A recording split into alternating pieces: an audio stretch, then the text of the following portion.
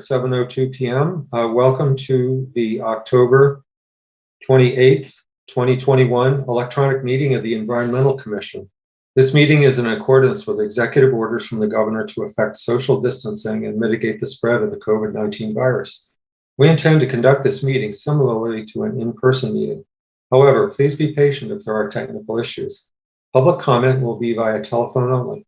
To speak during any of these public comment opportunities, please call 877-853-5247 or 888-788-0099 and enter meeting ID 955-1333-1828.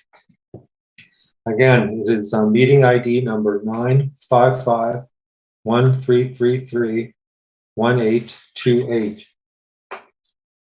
This information is also available on the published agenda in the public notices section of the city website and on the broadcast of this meeting on CTN Channel 16, AT&T Channel 99, and online at www.a2gov.org/watchctn. Okay, Galen, would you like to read the Land Heritage Statement? Sure.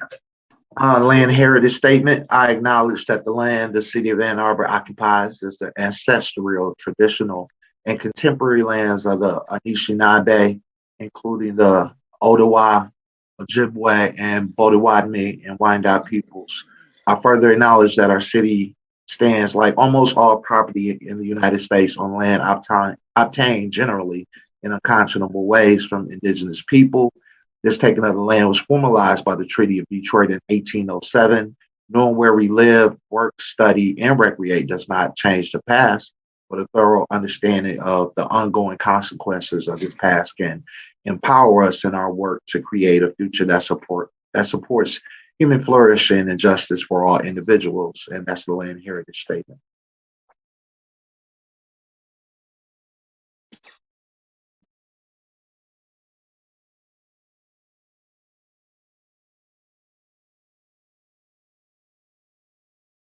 Uh-oh, did we lose Steve? I don't see him.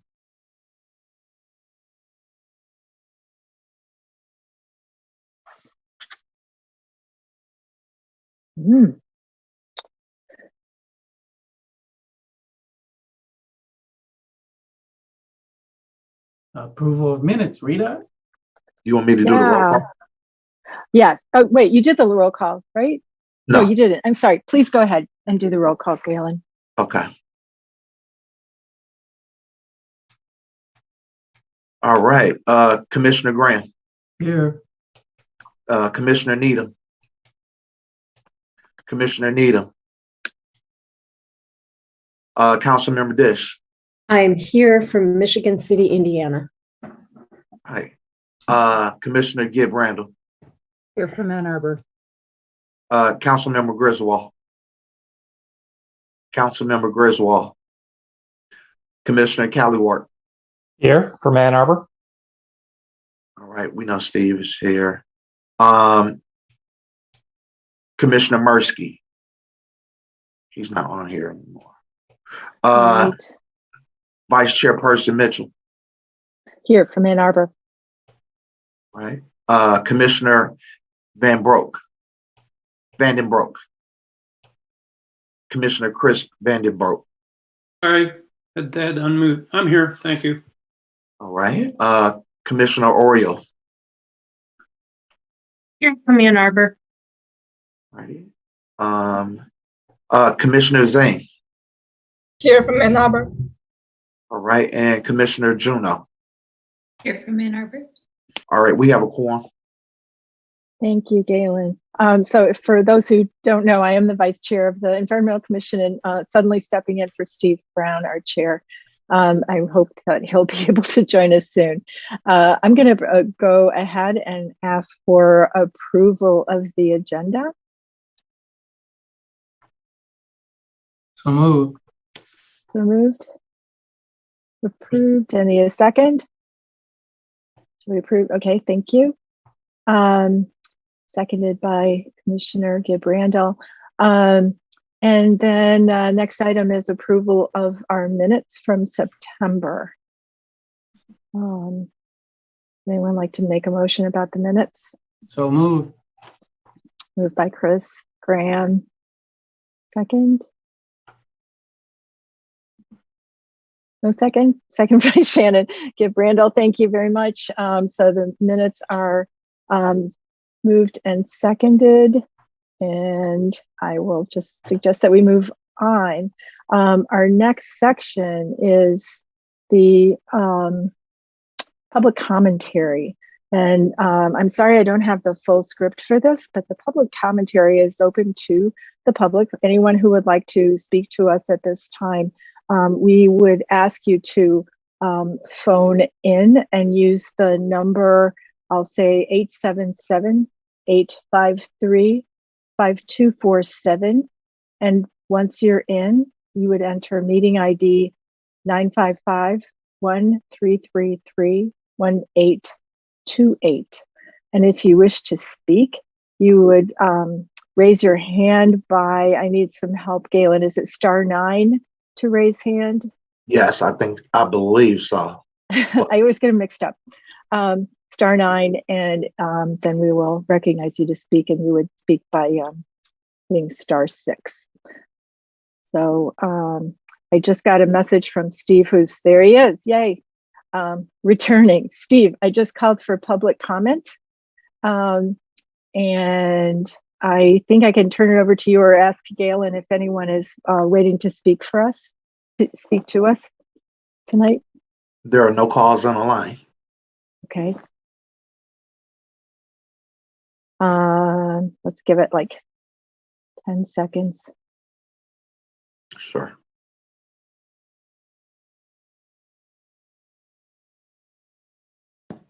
Okay, thanks, Rita, for taking over. You're welcome. Let's see, I'll be here if I drop out again. This hasn't happened for some time, so I don't know what happened. It's a windy night. There's no calls. Thank you, Online. Galen. Okay. I'll step back, Steve. It's yours. Okay, thanks, Rita. So the next item on the agenda are two special presentations. The first one is a zero waste report from Sam McMullen on our zero waste work group white paper that was distributed earlier. So Sam, you have the floor. Thank you. Hello, everybody. I'm here to talk about a white paper that's been in the works since about March of this year. I'm going to give a little bit of general sort of background to the motivations, and I'll skim through the important bits of the document itself, if that works. All right. So this, on a very high level, this document recommends that we establish a meaningful zero waste goal as a city. As some of you may already know, in 2007, this body recommended a zero waste goal. The goal read to produce zero waste. And without a precise definition or a timeline, it's failed to produce or make the kind of strides that we would have hoped. So this document is sort of an attempt to remedy that. Let me just get a little bit of sort of why zero waste type comments in, aside from the intrinsic value of not wasting resources. Reducing our waste actually has a huge part to play in our emissions calculus. Extracting, transporting, producing, and disposing of our food and materials actually accounts for about 42%. You'll read in the white paper, 42% of U.S. greenhouse gas emissions. So it's a very significant portion of our total emissions. And so as Ann Arbor has committed to zero emissions, it's a really important set of tactics and strategies to put in place. I also want to speak briefly about the connection between 820 and this zero waste goal. We, in the document, actually recommend that the goal be a part of strategy 5 of 820. And as 820 starts to incorporate this, the scope 3 emissions, I imagine that the current calculation, which is about 0.5% of the plan's total emission savings will grow significantly because of that number I just quoted above, the 42%. Sort of the further out you expand the reach, the more of imported emissions, or the more emissions come into play that are embodied in the stuff and the food and the production that we rely on as a city. Okay, so the recommendations, and I'll read through them again, but I want to talk about them one by one. The recommendations in the document are: one, that the Ann Arbor City Council specify and adopt a definition of zero waste that aligns with Strategy 5. As it stands right now, we don't have a definition of zero waste, which makes it very difficult to pursue zero waste generally. So we suggest a definition that's been adopted by many other cities. It's the Zero Waste International Alliance definition. That's the definition we recommend in the white paper. The second recommendation in the white paper is recognize that zero waste is indispensable to Strategy 5 of the A20 carbon neutrality plan, which calls for the city to expand composting and recycling and move towards a circular economy. So this is sort of pointing to what I was saying before about carbon neutrality and zero waste really being interlocked in a very fundamental way. And then the third recommendation is direct the city administrator to instruct city staff to design and undertake key feasibility studies to inform deadlines, action steps for achieving zero waste. We had a recommendation to include unnecessary resources. The next action step is also about resources. Number 4, recommendation in this document: direct the city administrator and city staff to allocate a share of whatever funding is allocated to or raised by millage or other means for the Climate Action Strategy 5, because the enterprise funds are not sufficient to fund zero waste and circular economy goals. So those are the explicit recommendations in this document. And a couple of areas that we've debated a lot, and we will certainly take the important discussion points, are the distinction between circular economy and zero waste. The city currently uses circular economy language, and this goal very specifically advocates for a zero waste, a definition of zero waste, and for zero waste to be in A20, the carbon neutrality plan. So there's a lot of sort of confusion about whether those are distinct things, whether there's two sides of the same coin. Why aren't we just talking about circular economy? Why do we need to talk about zero waste at all?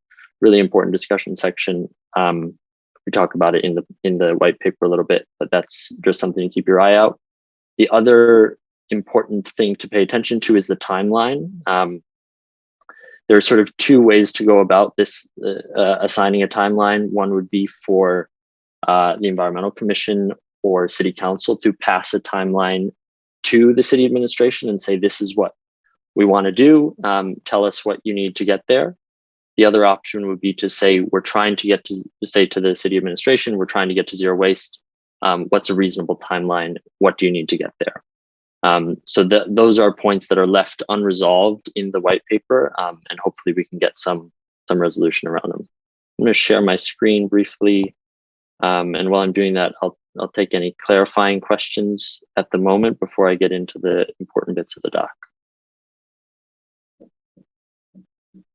Oh, here I go.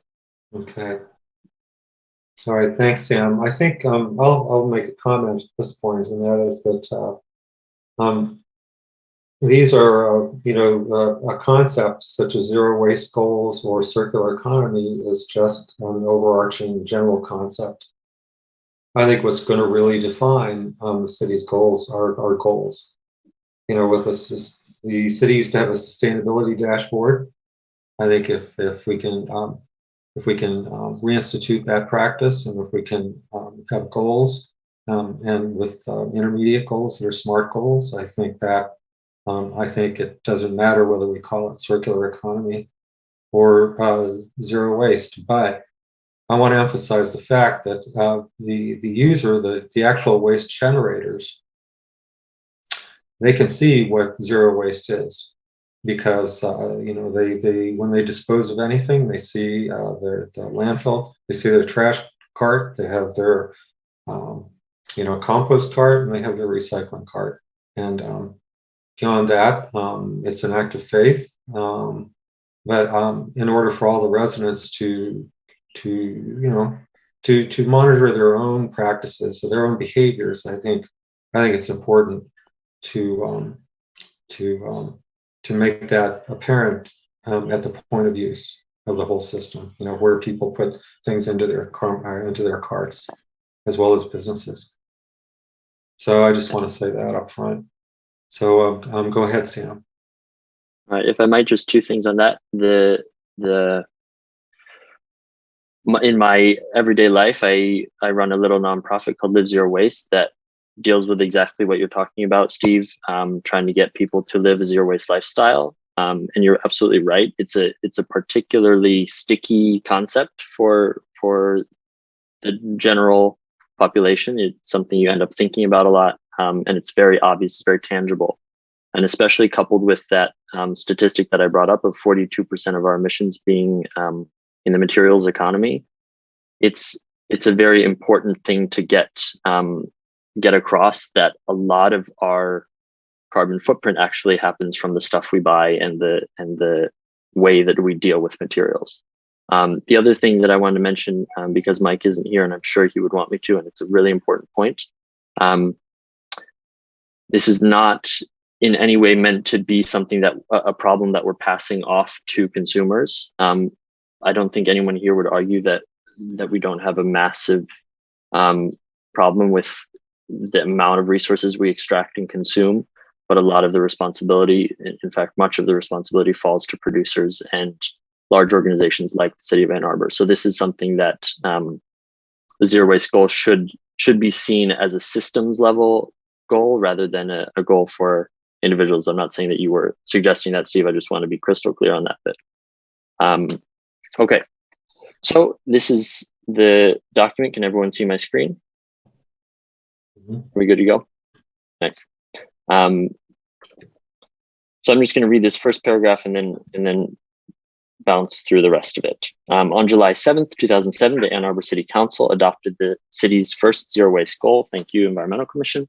The goal to produce zero waste did not specify a definition for zero waste or set a timeline for achieving it. On June 2nd, 2020, when the Ann Arbor City Council approved A20, it approved Strategy 5, which commits the city to various other actions to further our community's progress towards carbon neutrality by, quote, changing the way we use, reuse, and dispose of materials, end quote. This broad strategy envelops the existing zero waste goal, reference from 2007, and emphasizes the importance of changing consumption patterns as well as disposal practices. The strategy also entails analysis of Scope 3 emissions. For those unclear, Scope 1 is what the emissions you produce by your activities in the city. Scope 2 includes the emissions from electricity you're used. Scope 3 would be an analysis of all your sort of the broadest level of emissions that you could take, which would include emissions created in producing imported products, for instance. So that's Scope 3 emissions. Strategy entails analysis of Scope 3 emissions, for which the Office of Sustainability has begun to develop metrics. While direct emission savings from this strategy are by nature hard to pin down, we know that the materials economy, making food and stuff, has been shown to contribute more to US emissions than any other activity. That's a 42% statistic. As A20 begins to estimate Scope 3 emissions and bring Scope 3 reduction under its purview, it becomes more urgent to develop Strategy 5 by articulating an operational definition of zero waste and engaging partnership organizations in developing the circular economy. There we already see the zero waste and circular economy sort of tag teaming this issue. As the city develops policy and funding priorities to decarbonize, adopting an operational definition of zero waste may provide a policy bridge between the city's solid waste working area and its Office of Sustainability and Innovation. That's a very important point. And between its SWRMP, Solid Waste Resource Management Plan, and A20 plans. Demonstrate to council members and the public at large the role that solid waste and the production and consumption that creates that waste plays in the city's emissions calculus. Establish for council members and the public the importance of making a transition from a linear to a circular economy if the city is to achieve its 820 goals. We propose that the city adopt a definition of zero waste that aligns with strategy 5. We also recommend strategies and action steps to advance that goal consistent with the timeline of the 820 plan. So the recommendations I read already to you. Background, this just covers what's currently on the books. You can read through that if you're interested in sort of the history of where we've been and why we actually need a zero waste goal and a definition of zero waste right now. This just elaborates a little bit on the idea that zero waste really is a lens that takes into account upstream and waste reduction and is not just an end of the pipe strategy. Strategy 5, zero waste and the circular economy. This is in large part a justification of putting the zero waste goal into strategy 5, which is again changed the way we use, reuse, and dispose of materials. I think zero waste fits naturally there. But this covers in a little bit more depth. This is a nice little graphic about the linear economy, recycling, and a truly circular economy producing, as you can see, zero waste, or very little waste. That's the goal. I think Steve said very, very well in his email, you're approaching zero asymptotally, meaning that you're never going to get all the way there, but the importance of having a direction to go and a zero waste goal is can't be overstated. Okay, these action steps are suggestions based on previous actions and things that the subcommittee finds particularly important in achieving a zero waste goal or moving the needle on zero waste. And then assessment strategies and actions are further sort of recommendations or suggestions made by the zero waste working group, which is this subcommittee. They include getting grants, helping the city with purchasing, sort of changing the way that the city purchases things, and helping to develop policy with the great amount of expertise that we actually have on the zero waste working group. So that's and then we have future considerations and some edits at the bottom. So I think now I've unloaded a lot on you. I'm ready to accept questions, or we can start discussion, unless there's something you'd like me to dive into a little bit more detail on, Steve. No. First of all, I'd like to thank the Zero Waste Working Group. It's a working group composed of many members that have spent quite a lot of time in doing some research and carefully considering this document. So I'd like to thank the Zero Waste Working Group for getting this done. The floor is open for questions. Just raise your hand, or either through the reactions feature at the bottom of the Zoom window, or Rita Mitchell, you have the floor. Thanks, Steve. I have spent some amount of time reading the 820 plan and looking at the carbon savings, and I was interested in your description that the Scope 3 emissions are 0.5%, but that would grow over time. So I'd like to understand the concept there. Thank you. Yeah. Let me clarify. The 820 currently has emissions estimates for each of the actions, and I believe it's composting, maybe commercial composting, or expanded composting and commercial recycling, and the estimates for those two currently within 820 amount to about 0.5% of emissions reductions. Where I get the stance that will grow as we start to incorporate Scope 3 emissions is exactly based on this study about emissions embodied in products that we are importing into the city, or consumption-based emissions. So Scope you're saying as that these were not included. Exactly. So we're looking at Scope 2 with the plan as it stands. And as you look at Scope 3, suddenly this little section that's changed the way we use, reuse, and dispose of materials that looks like a small portion of the plan starts to blossom into a very significant and important strategy for getting to zero emissions. Thank you. Yeah, of course. For me, the central idea, I think, is that our scope 3 emissions are somebody else's scope 1 or scope 2. Yeah, but, that's exactly right. But if we're going to be doing a proper accounting, we need to include these. Right? Yeah, I think an equivalent or an easy to grasp equivalent would be blaming China for the emissions based on things they manufactured for the U.S. economy. Really, things that we have created the demand for, and we should be responsible for the emissions. Okay. And I know there's a couple of ways of calculating these things, and I'm sure there's a growing consensus because many governmental bodies internationally have been working on developing a more accurate and precise accounting of greenhouse gas emissions. So I fully expect these numbers to change in the future. And the city's currently working on incorporating scope 3 into A20. Okay. Work in progress. Okay, Lisa Dish has her hand up, and then Chris Graham. You have the floor, Lisa. Yeah, I just wanted to say quickly on that last point that whereas I think it's important that the city figure out how to measure scope 3 emissions and account for them in the plan, we know what we need to do to reduce them. And so I don't think we need to wait. I mean, it's always nice to have a baseline so you can show that you've made progress, but I don't think that we should let the difficulties with accounting for those emissions keep us from doing the things that we've known for 20 years now, because it appears in plan after plan, or not quite 20, but 14, of what we need to do to get to move towards zero waste. And so that's, I think, the spirit of this document is let's just get moving on some of the stuff that we've said over and over we need to do, but we haven't been able to fund. And so this is what we need to do, is get creative about funding and also develop the kinds of goals that have been developed for the other emissions reductions for production and consumption reduction.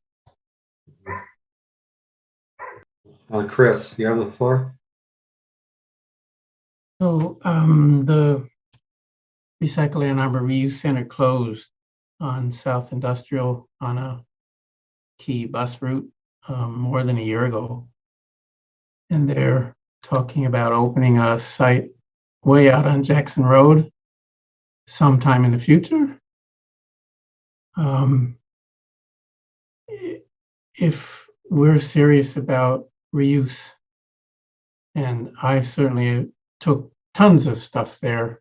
I have no idea what happened to it all, but I presume it went back out the door at some gain for Recycle Ann Arbor, and certainly some gain for the people who were able to get materials at relatively or very low cost. Can't we do more to nudge Recycle Ann Arbor to get going on their replacement facility? And how are we going to get people of low income out to 5,000 Jackson Road and back? Secondly, of course, the whole key of all of this is the circular economy and trying to make products that we buy more reusable. And I don't see how we in Ann Arbor do that very well. Maybe, Sam, you have some insight in how we might use our leverage a bit better than we are. That was a question. Sorry. Yeah. I think at the sort of, I can speak from personal experience or doing this with individuals. This document is basically the first step. It's the saying, we want this, which is for an individual is saying, I'm going to try to not create waste. So for instance, my sister and I have been doing a zero waste pledge for 6 years now, and I still have trash. This is my trash from this year. you don't eliminate it, but there's that intention is so important, because without it, you don't make the effort. There are no, it's a guiding principle. So I think if one of the things that the city could do, to your question, to sort of point the attention in the right direction, would be to say, this is what zero waste is, and we're trying to get there by this date. And once you have those guideposts in place, you can start thinking, all right, so what does that actually mean? How do we approach, the fact, exactly like you said, that most of the things we buy aren't designed to be reused or to be used in some other system. And in some ways, like, there are products out there that are designed that way, and that, with a little bit of attention brought to the issue, might become more adopted by the residents of Ann Arbor. And there's a lot that the city can do to help the residents, to get the residents pointed in that direction. But also, I think critically, the city has a huge amount of spending power, and has, if the city can sort of take up this mantle or take up the zero waste ethic as a guiding principle for its own purchases, that would be extraordinarily impactful.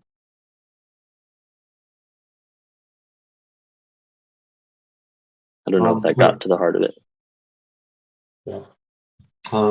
Chris Vandenbroek, you have your hand up. You had the floor. Thank you.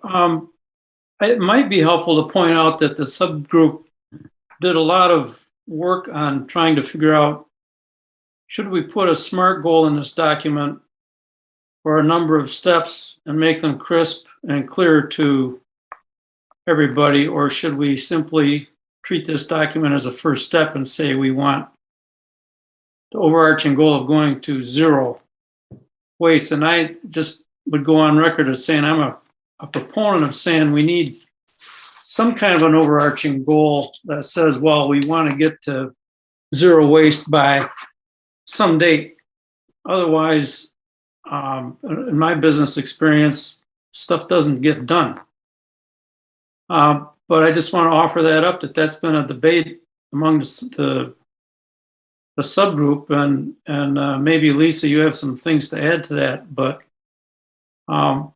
without going into a lot of detail and trying to force procedures onto the city council or staff, I would support a simple goal that says we want to get to zero waste by 2050 or some date, just so we can put some teeth into this whole thing. Thanks. Mm-hmm. And the question that was debated on the sort of subgroup, on the working group, was who should be the one to set that date.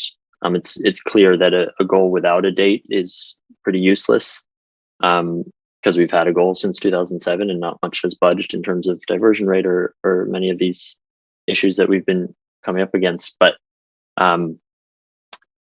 whether city council is the one or the environmental commission is the one to provide a date, or whether it's the city staff who would go and look at what it would actually take and then come back with a date, is sort of the main point of contention on that particular aspect.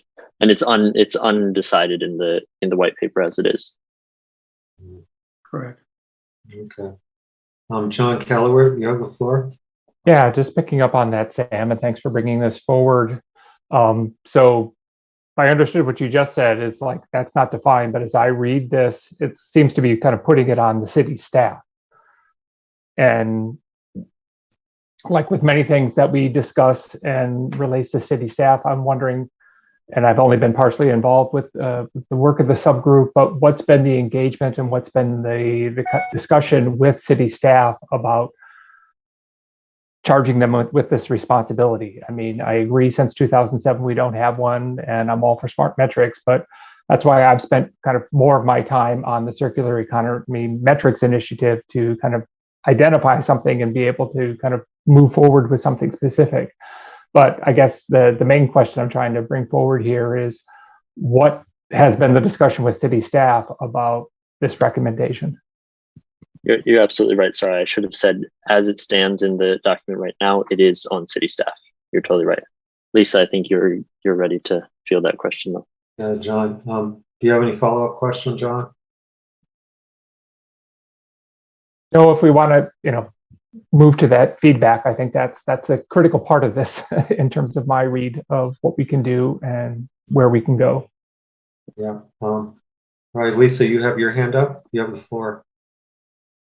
Yeah, I wanted to speak to John's question. I'm sorry, I'm having the internet's not great, so I hope you can hear me.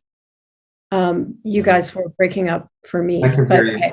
Great. So we've been working, Jenny Petoskey's been working closely with us on this document, and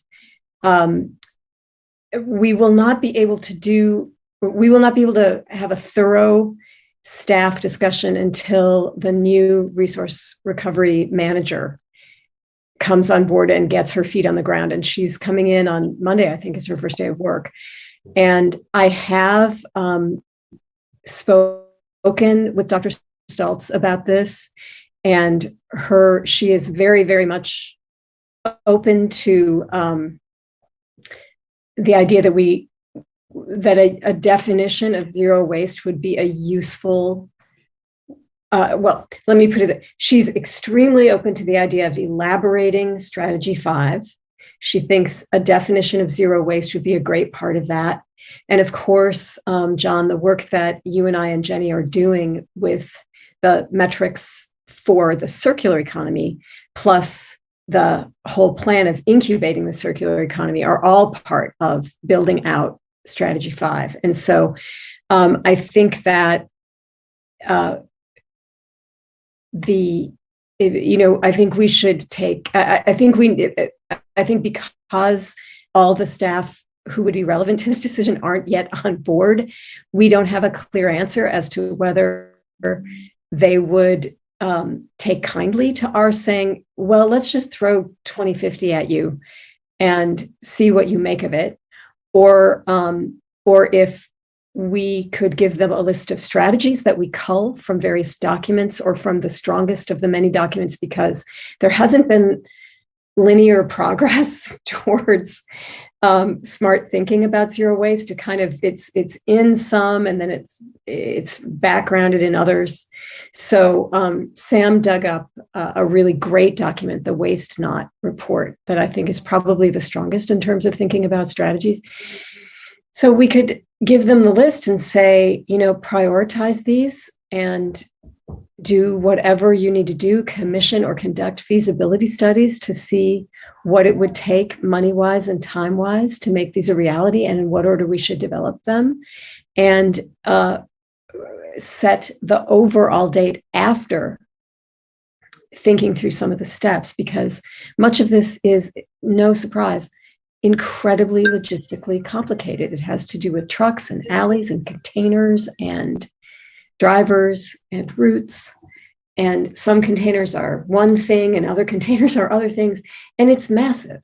So that's, I think, where we are now is that a conversation like that will happen sometime in November, and we'll have a clearer signal from staff of what would be useful.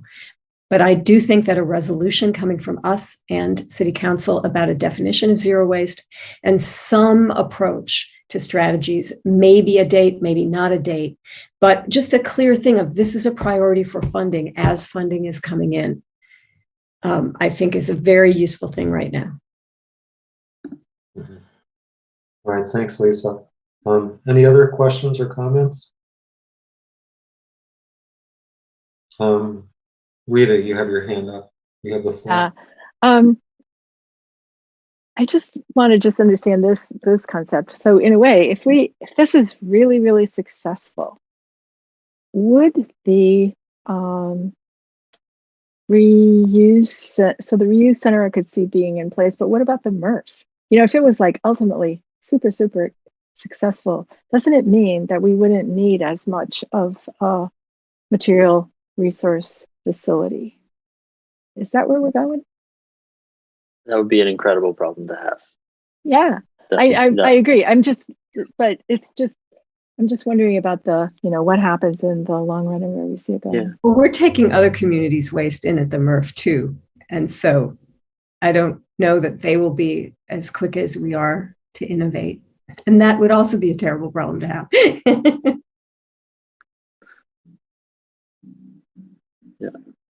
I think that's exactly the mindset that, and so I'll just interject for a second. Sorry. That's exactly the mindset that this kind of goal puts you in. It's, oh, what if it worked? You know, and I think that's already a huge step and something that we need to push for, because without it, we're not going to be able to make the strides that we need to. Mm-hmm. I'm really glad you asked that. We shouldn't let concepts get in the way of pragmatic results. I mean, I think we have examples here. I mean, Sam just showed us his waste for the entire year. And there are YouTube videos we can see about how residents have gone to zero waste personally. And so I think disseminating that message to residents would be a good step. And there's a number of players here. There's the city itself.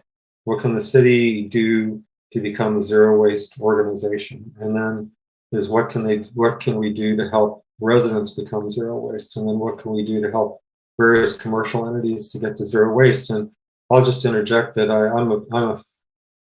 I think a spirit of continuous improvement is important in this regard. And I also I'm a big fan of pilot projects. So I would like to see a small pilot project and just try out different things and see what happens.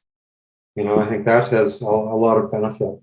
And then whatever the learnings are from that pilot project, we can gradually expand that, throughout the city.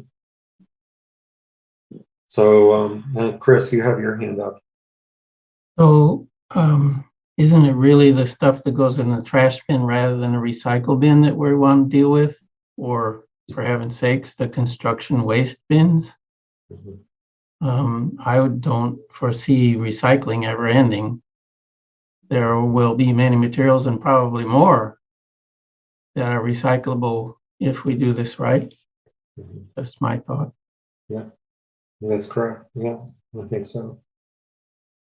Okay, if there are no more comments at this point, Chris, so Shannon, you have your hand up. Thinking, I really like your idea of the pilot project, and I guess I'm still trying to wrap my head around what this actually looks like in practice. And we've had a couple of, well, I'm thinking of the Viridian development, and I'm thinking of another one that I'm working on that's going to be coming up, where part of the whole point of the project is that sustainability is a huge component of it. And it seems that you might find a group of people that might be willing to really try this in a way that might be more difficult across a sort of general whatever, neighborhood or whatever that means. And it just might be interesting to try to engage groups that might want to take it on in a real way, especially as they're building things, as they're building projects, making things, and settling people into rhythms of how they live. And so it might be an interesting thing to connect with some of these developments as they come online, to think about. I know that because I was one of the site designers for the Viridian project, there was a lot that we went through with the city with how to collect waste and how to think about all of that. And I just think you have a ripe group to be able to try some of these things with. And I think small scale projects like what Stephen is bringing up really make a lot of sense, because I think there's just a ton of learning that happens in those. And I think it would be interesting to kind of partner, with something, with a group like that, to try something. So that's, I guess, my 2 cents about how to maybe connect Environmental Commission and Planning Commission in that way, about what's coming online and how we might connect the dots to be able to make something happen like that, where I think both the developers and very potentially the residents, because it's something that is being pitched as one of the reasons for living in a place like that, to just see what's possible. So, a great point. Chris, you still have your hand up. Oh, okay. So, yeah. So I think also, having clubs like a more like an informal club or a formal club of citizens, no matter where they are in the city, to get together and meet monthly and share ideas and, do contests, things like that. Contests can be a good thing as well in this regard. So I think we could learn a lot over the next 6 months, for example, if we had some kind of a club forming, clubs, organizations. And as Shannon was saying, there are different intentional communities, can we call them that, where there are buildings and apartments where people with similar values have gotten together, and these would be good testing grounds. I think, yeah, Shannon, I'm really glad you brought that up. I think it speaks to, like, the more people that from different perspectives are thinking about, okay, what does it mean from where I sit for us to be zero waste, like architects or design, whatever, restaurateurs. Like, I think it's a really important thing to get a different perspective. And just while we're talking about pilot projects, the residential stuff is important and easy sort of first thing to latch onto. The commercial recycling it's a much lower rate. So residential recycling is about 50%, commercial recycling is around 10%. So there are some, if we can get some other perspectives involved, I think that there are huge gains to be made in commercial recycling and commercial composting as well. That sort of areas that sort of haven't even been touched and are a little bit more hidden. And obviously C&D, I mean, Steve, God knows you're on that train. Yeah.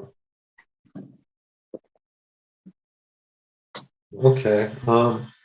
Last call for comments. All right. Well, thank you very much, Sam, and the Zero Waste Working Group. And we'll look forward to future progress in this area. And I'll remind people the city's been invited to come and talk about their perspective on December 2nd at our next meeting. So thank you. All right, thank you. So the next item on the agenda is Al Hodge is going to present on the special challenges of plastic. So Al, you have the floor. Okay, great, thank you. I need to have the screen sharing turned on, please.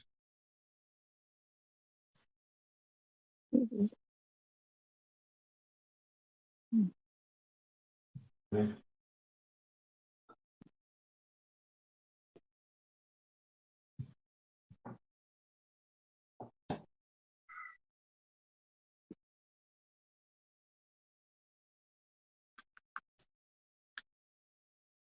Okay, hopefully you can all see that.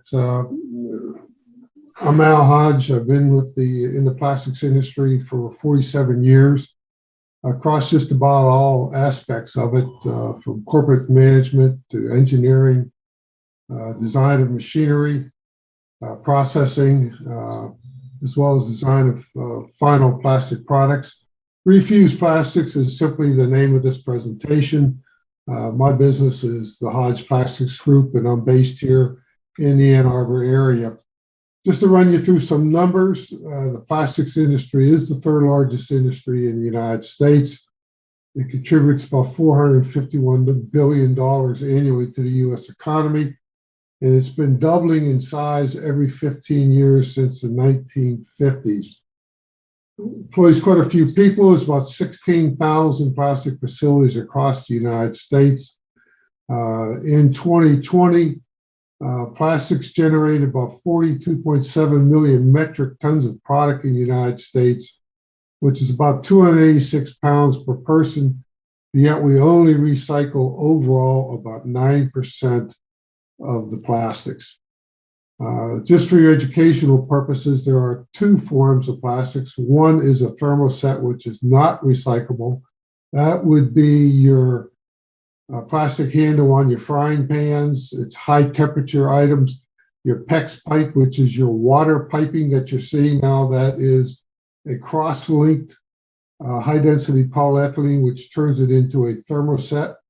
And these are not recyclable products, but thermoplastics, which are your most common form of plastics, are recyclable with an asterisk, and we'll talk about that as we get into the presentation. There are actually 45 different families of thermoplastics with polyethylene and polyethylene terephthalate, which is the PET or the water bottles, being the most common. Plastics derives itself either from gas or oil. It's actually a fairly economical material to produce, and it's actually within reason an environmentally friendly material to produce compared to other materials, such as coal, such as mining, or even pulp paper products. About half of all plastic produced is for single-use containers, which would be takeout food containers or single-use containers that you find in every grocery store or takeout facility, grocery stores, 7-Elevens, restaurants, and so forth. Just in the United States, there were 180 billion single-use takeout containers used in 2020, and about 14% of those were collected for recycling. So a tremendous amount ends up going into the landfill. The universal sign for recycling was created back in 1970. And of course, the plastics industry picked up on that and embedded their material codes into it with the delusion that people were going to think that this is being recycled, but it's really not a recycling code. It's simply a material code.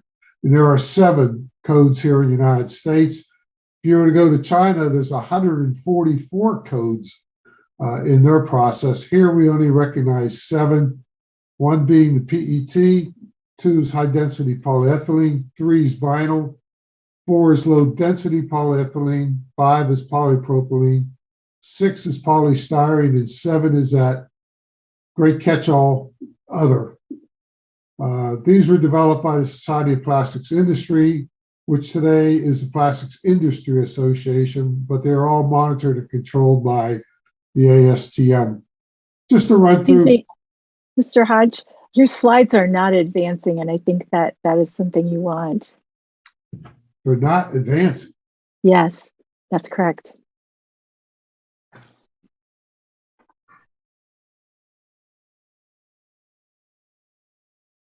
Yay. Can you see these? Yes. All right. Well, this is. Do you want to put it in presentation mode? It is. Well, I was. Not for us. There you go. Now? No, we're seeing not presentation mode. Or screen sharing. Do you have 2 screens?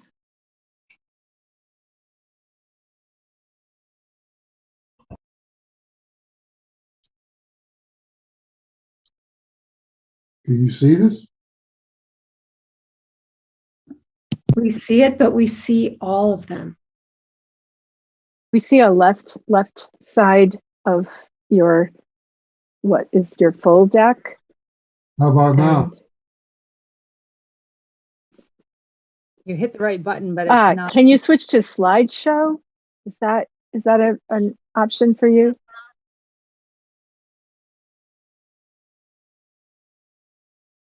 It should be the button that he's hitting down there, Yeah. that guy right there. That normally works. Okay. Well, I tell you what, why don't we just have to look at it as 2? Yeah, that's fine. Fine. Yeah, at least we can see what you're talking about now. That's better. Yeah.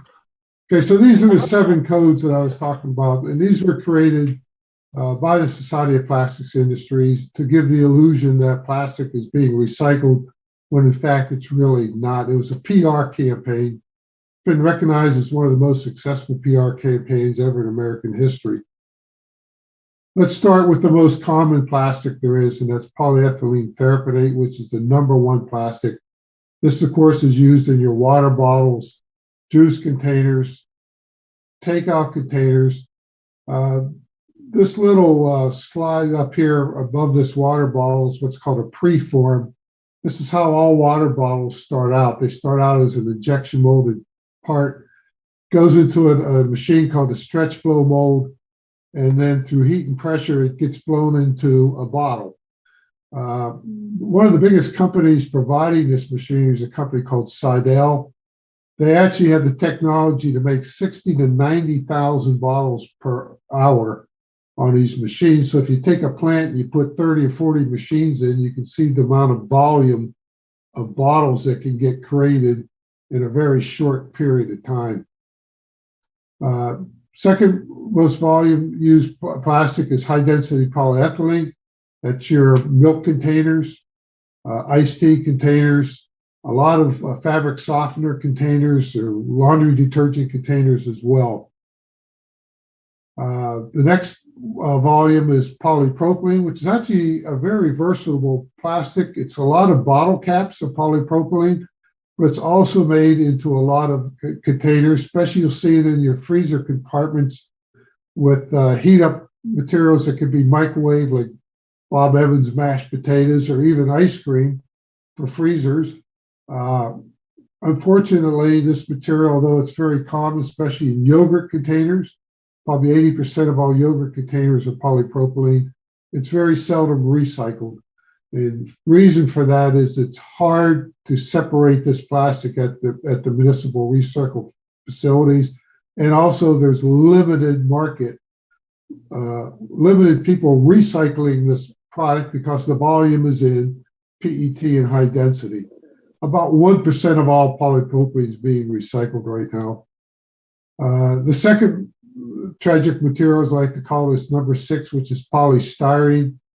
You see, this is the polystyrene foam container, the ubiquitous drink cup, heatable cups. A lot of takeout containers still use polystyrene foam.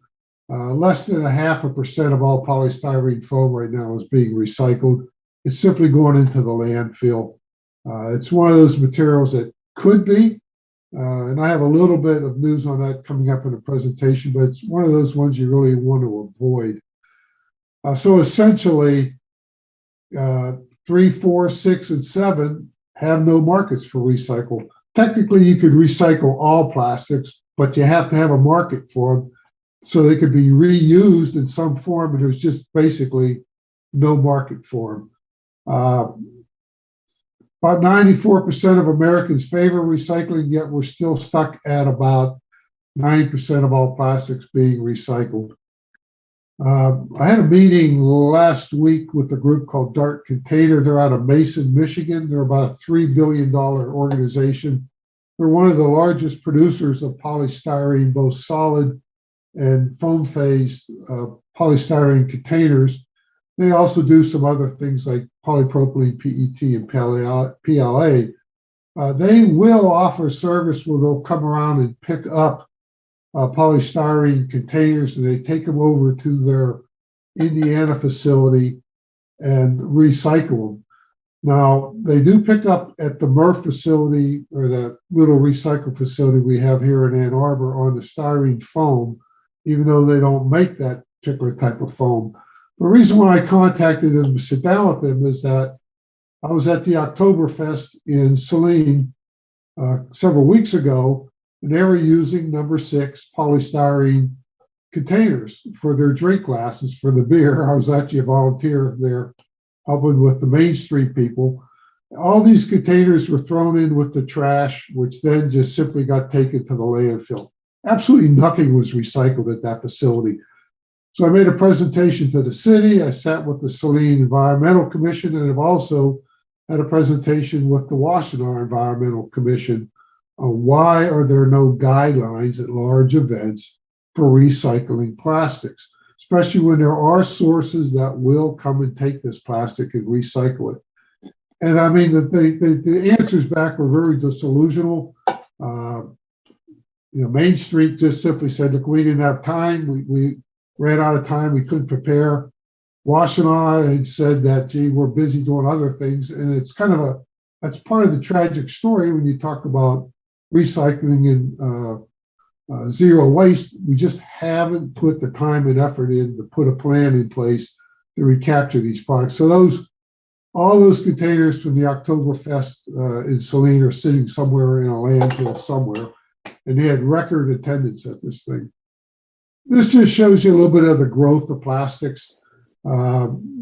you go back to 1980, you can see the expansion upward very quickly in plastic. That's when plastic really started to replace glass and other containers in your grocery stores. And same thing here, you can see about 1980, you start to see the decline of plastic, which today, by far, if you go into any grocery store and walk through the aisles, the vast majority of everything is some sort of a plastic based product.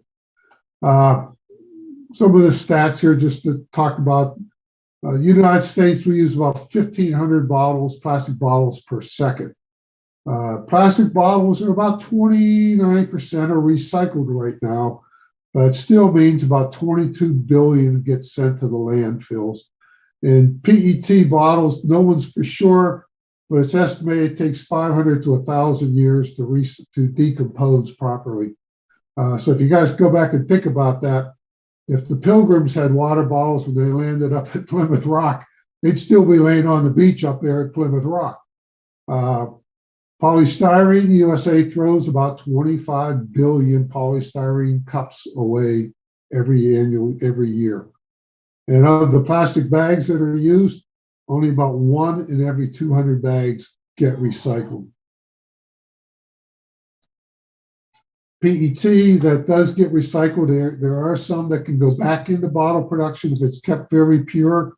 Some of it can be used back in food containers, but most of it ends up going into non-bottle, non-food contact applications, particularly like carpet fiber or other type clothing and things of that nature. When PET goes into clothing, they call it polyester, but it's the same material. It's polyethylene terephthalate.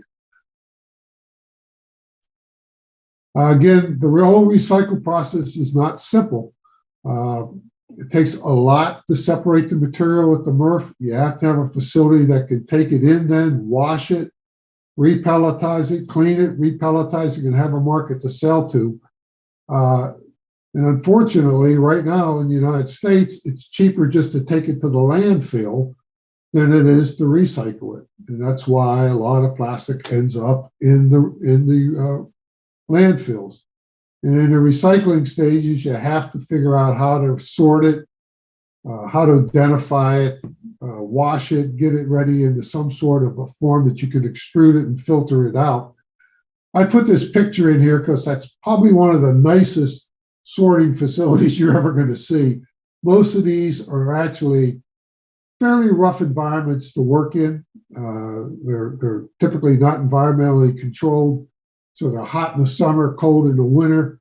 They're very dangerous work. There's a lot of moving parts, and it's fairly strenuous, monotonous work sitting there pulling out plastic and trying to separate it on a line. This starts us now talk a little bit more about how we get plastic back into a pellet form. And this one little item here in the bottom left is what's called an extruder.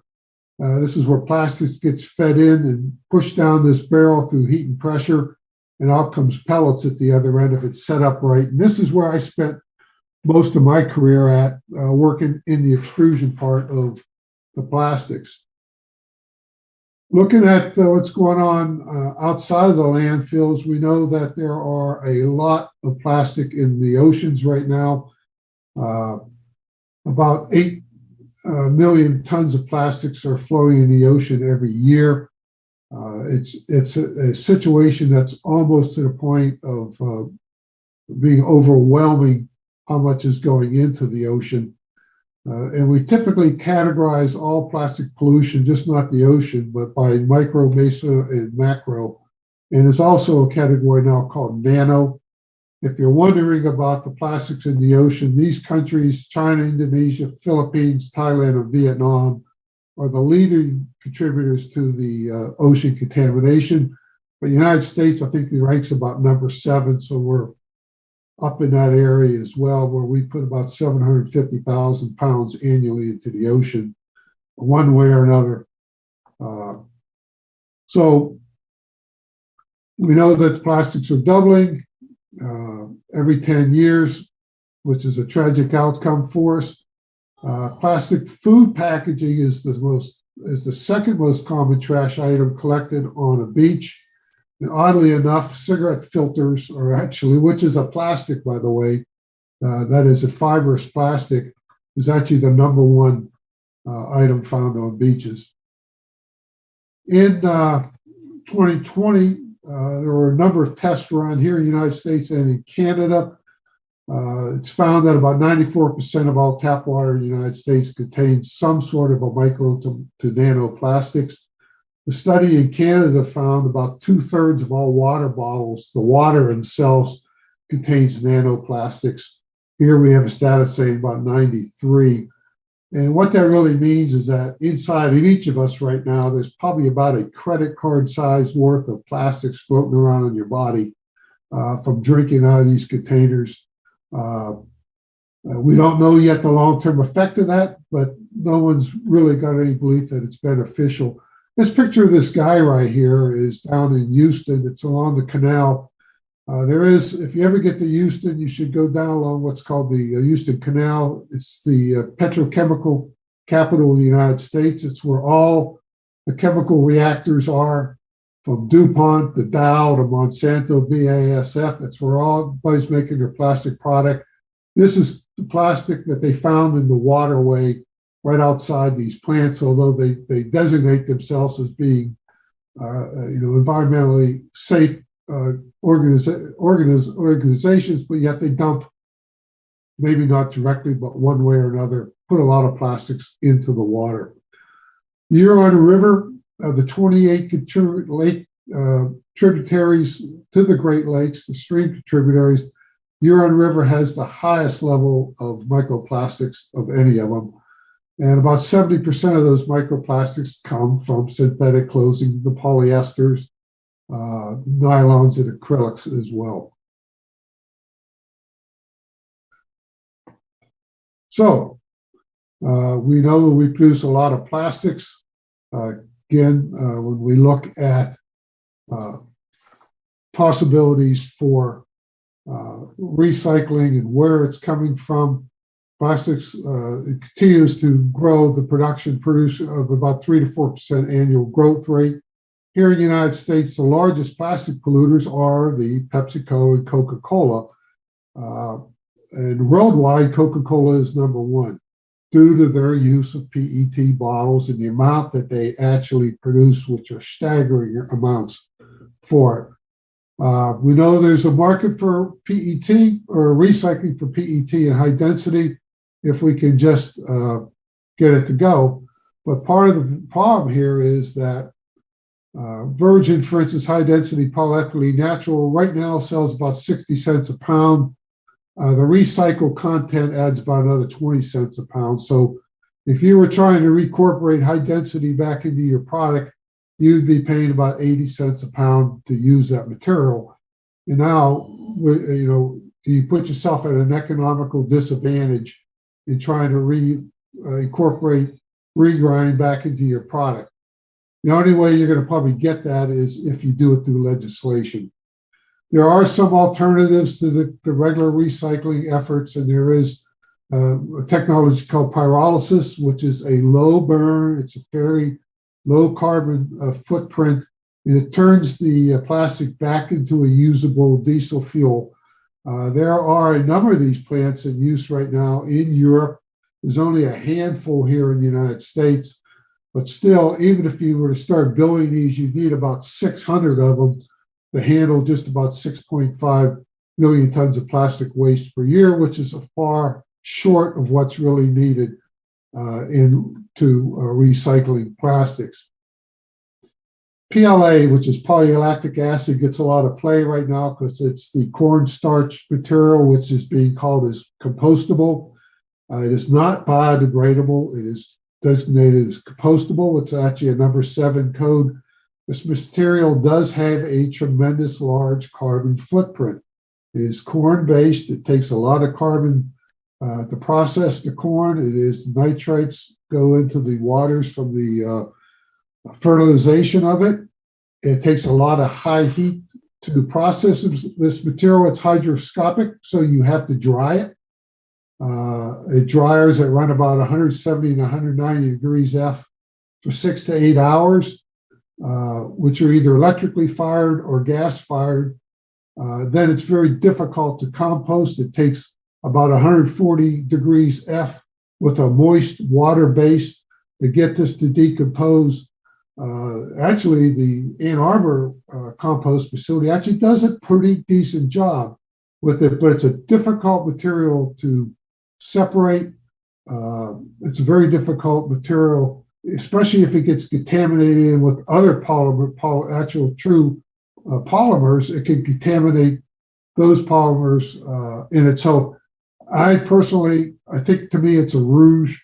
It's a material that should be just simply not used. A lot of people like to come back and say, well, look, we're using compostable materials. We're doing the right thing. It really has no value to it. Once it decomposes, you're not getting any nutrients out of it at all. So you can't throw it on your tomatoes and expect to have great tomatoes later on. It's a material that's, again, gets its play because of the fact that compostable word at this day and age sounds great, but it's not an answer to the problem. In fact, it's more of a problem. There are some alliances out there that are joined by these very large corporations. They're all nonprofits. They're kind of shells to show people that they're trying to do some recycling. But boy, I'll tell you, it's very iffy if any good is really coming out of these. PepsiCo has made a pledge to put a 25% recycled content in all the containers by 2025, or at least a volume of the containers.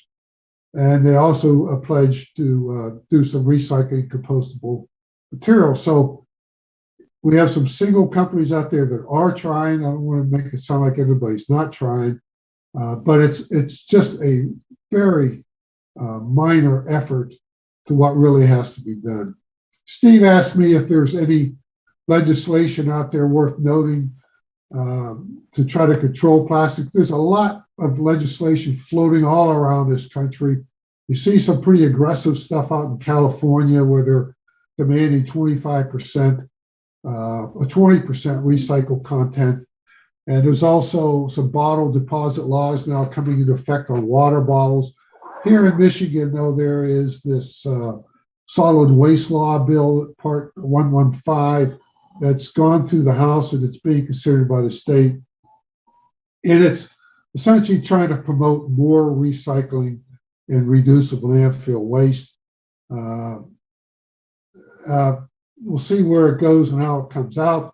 To me, my only comment is that's fine, but where are the recycle facilities going to come from? You know, it takes just to put a simple recycling reprocessing facility, and you're probably looking at about $10 million investment. And where's that $10 million going to come from? And how many of these are we going to need? The rule of thumb is we need 10 more of everything than what we have right now, just to keep pace with the plastic recycling content we have. And also, one of the interesting things about plastic right now is that you should also understand doesn't recycle into infinity. Aluminum can. Aluminum you can recycle over and over again without any deterioration of its properties. Plastics, every time you recycle it, you lose part of its processing capabilities.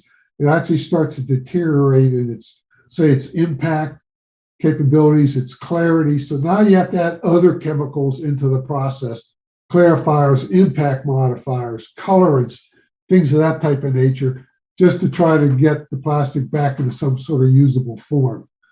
At the federal level right now with this large spending bill that's going through, there is some legislation running through about taxing, putting a 20 cent per pound on all resin with the idea that it would cut plastic resin down. The reason why I put this slide up is that I'm still a member of this Plastic Industry Association, and I'm getting a lot of emails and press about saying we got to fight this legislation. So if the plastic industry's got it on their radar, that means they're concerned about it being real legislation. And if it goes through, it could have a major impact on plastic usage. It certainly could start to limit the amount of plastic going into the marketplace, which is one of the things that has to be done. But unfortunately, the ultimate person who's going to pay for this is going to be you and I, because it's going to just lead to higher prices for plastic products. but it's apparently has a reasonable chance of getting through. So what to do individually? Well, again, we throw a lot of plastics away, and don't be fooled that paper is the answer. I've been through a lot of paper pulp mills in my career, and they are environmental catastrophes up front. Yeah, you can perhaps get paper to be recycled a little bit easier, and you can certainly get it to degrade. But the best thing when you go to the grocery store is just use the reusable bags. Don't use plastic. It's just not the grocery store. It's all stores, CVS, Ace Hardware, wherever you go. Try to limit the amount of plastics that you use. Most grocery stores do have the ability to take in. This is a stand at Myers where you can drop your plastic bags in. And there are facilities that will pick these up. Washtenaw County right now is investigating a couple grocery stores because they were tipped off that the grocery stores are simply dumping them into the trash, and it's just all getting hauled to the landfill. And of course, that's one of the problems. But there are some facilities. There's one down in southeast Indiana, Petoskey Plastics, which is from Petoskey, Michigan, has a facility in Indiana for reprocessing plastic bags, and Hilux Poly, which is also in Indiana, not spelled right, but it's down in southeast Indiana, that will actually take in and reprocess plastic bags as well. Again, cut down as much as you can on the PET water bottles, get a reusable bottle, use it for all applications, stay away from the dreadful polystyrene foam containers. And again, look at plastic as a big picture. I like to call it it's a progressive disease, plastics. I mean, if you don't do something to cure this issue, it's just going to keep on growing. And right now, it is basically on a nonstop path of growth. The Plastic Industry Association is pretty much on a path that they will fight any legislation that will limit or stop the growth of plastics. And they've got some very large dollars behind them. And as you know, here in Michigan, we can't ban plastic bags at a local level because there's a law in place at the state level that you can't ban plastic bags. Plastics Industry Association was one of the lobbyists behind that whole deal. Look for things that have a recyclable content if you can. And again, look at supporting anything that will limit, if not outright ban, plastic and paper bags, and keep current on what's going on in the recycling area, and simply do your best to try to limit plastics. So that's my presentation, and hopefully you learned something out of it. All right, thank you, Al. Yeah, that was very informative. Are there any questions for Al? I see Chris Vanderbrook, you have your hand up. Questions. I have a lot of questions, but so for example, there's only 7 numbers in our system. So let's say I got a cup made out of ABS, which is is that a different family? And what number would you stamp on that? A 7? I mean, are all plastics supposed to fit within these 7 numbers? Yes, that's the rouge. That's why I said if you go to China, they have 144. Okay. ABS in China is its own product code. Okay. And you theoretically could recycle that. You could grind it up if you had a bunch of it, but you can't sort it out. Somebody who wanted to buy it. Yeah. Okay. Now, ABS pipe at one time was a fairly used pipe here. In fact, it was a lot of your water vents, right? Water tank vent pipes, but that's been replaced now. ABS is used in some packaging applications. Well, open up your refrigerator. You look inside that big plastic liner, that's ABS. Right. One more. I know there's legislation in California. I think they passed it that is going to limit the use of those chasing arrows, that triangle, only for plastics that they have a market for. So there won't be any. They won't allow any chasing arrow triangles put on number 3 plastics, I think, if I read the legislation right. Do I have that right? And if I do, what do you think of that law? I'm not familiar. Well, let's go back. I'm not familiar with the part about number 3. 3 would be vinyl. which is a very limited market for recycling because vinyl is very broad scope. You know, that's why there's other classifications. You got rigid vinyl, which is your plastic windows, your siding. Then you have flex vinyl, which is medical tubing. It's door seals. It's hose. It's your garden hoses. There's vinyl and wire and cable applications. I mean, vinyl is a very broad spectrum. But anything that's trying to clear up the confusion of what's recyclable and what isn't would be good legislation. You know, I'm having a running battle right now with Myers. I've written to them several times and had responses.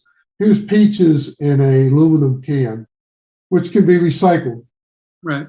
Here are peaches in what's actually a polypropylene container, except if you can see it, it's labeled number 7, not 5. And the reason for that is there's a barrier layer inside here that tries to keep this product fresh. Because I believe this product actually has come from China, because there's a stamp on here called EPCO, which is a Chinese-based blow molder for this container. This container is made by a process called blow molding. So it's being shipped basically to the United States from China. So to help preserve it, they have to put a barrier layer in here, but it converts it from a recyclable container to a non-recyclable container. Once it gets that number 7 on it, it's basically the kiss of death. It's just going to go to landfill unless, you know, you can make parking lot bumpers out of it. You may be able to make some park benches out of it. But number 7 plastic are your pouches. It's everything. It's just kind of a general catch-all, ABS, that just gets thrown into it. One more quick question, and I'll get off. What can our new MRF conveniently sort? It can sort out 1s and 2s and 5s?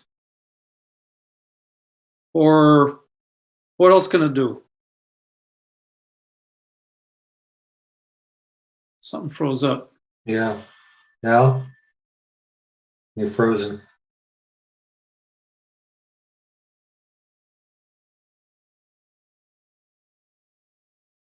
Okay, well, let's wait for Al to come back. But in the meantime, let me just say that this is not just a waste problem, it's a health problem. Because these plastics wear down ultimately to sizes that are smaller than the cells in your body. Macrophages will try to remove it as a foreign object. There's recent scientific studies that show that these microplastics especially have a particular problem with reproduction, because they interfere with embryogenesis, they interfere with placenta, they cross the placenta. It's a significant health problem, not just a waste problem. And of course this is in fish. And these studies were done in fish and other smaller organisms, but of course, there's no reason to believe that humans would be exempt from this sort of toxic reaction. So I don't see Al coming back. We do have hands up though. So Chris, you, and then Young Wen, and then Rita. I think it was the Wall Street Journal. I was reading an article that oil and gas companies are planning to compensate for their reduced supply to producing electrical energy by radically increasing their work in plastics, making a net increase in carbon dioxide emissions to the atmosphere rather than a decline. I wish Al was back. I'm also wondering how I might install a microplastic filter on my washing machine. I've been Googling this and trying to figure out how to do that, and haven't found anything that seems practical.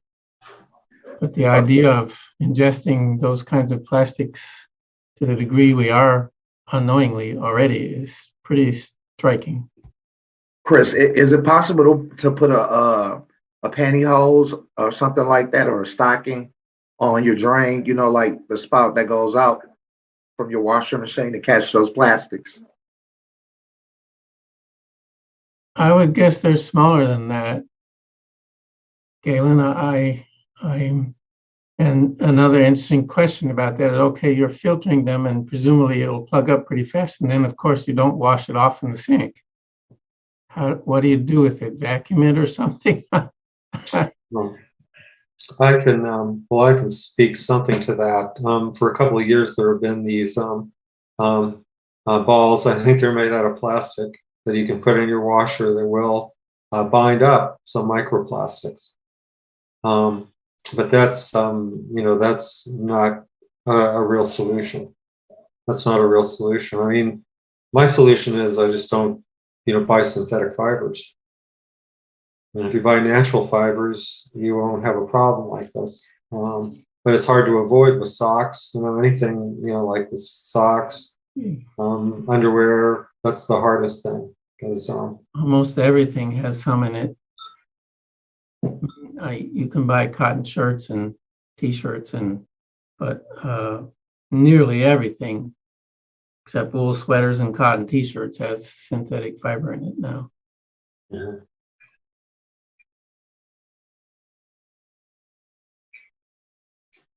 Well, okay. Thanks, Chris. Young Wen, you have the floor. I have two comments and a question, honestly. And I guess for the microplastic that Chris was talking about, I guess you could just like put it in the plastic bottle if you have at home, and like, because I've seen people using that, like fill the plastic bottle up and use that as like building blocks for like parks and like small infrastructures, and like that could potentially just make more use of existing plastics. And another comment I was gonna say about is like about Steve's point that like plastic can harm local community, like can cause like health effects on people. And another thing I want to point out is that like at the position or like at the places where plastics mined is typically like a poorer community and like community of colors and the minority communities. And then at those places where the plastic is mined, they cause like a lot of air pollution, and thus also causing like health effects and also like disproportionately impact the population, especially on like people of color and like poor communities. And third thing was a question is that like at places like in the US that says like there is no market for like plastic outside of type 1 and 2, like generally like how are these markets set up? Is it just like private companies, or is it just more like non-profits and also like private companies, like, or is it just a way for government to step in to like create a market for these plastics and like subsidize the program for those like plastic to be recycled? That was a question for Al, but he's not here right now. He's not here, and yeah, I don't feel competent to answer that. If anybody else feels like they could, please step up. Oh, here, Al's back. Yeah. Hey, Al. You're muted. You're muted. Sorry about that. Once again, Xfinity has come through. Yeah, that will happen. So, young one, do you want to repeat your question? Yeah, I have a question about like the market for plastic recycling. So in the US, it's like only type 1 and 2 plastic are recycled. And I'm just wondering like how are this market like defined? Like who created this market? Is it like private companies and non-profit organizations? Or is there like a governmental like thing to like recycle this plastic? Is it possible for like government to like implement a policy or like create a facility to recycle the plastic outside of type 1 and 2 and subsidize these programs? Like, or is it like anything that exists already, or is it something that's not? No, nothing like that exists from a government standpoint. Yeah, I mean, the answer, of course, the government could do it.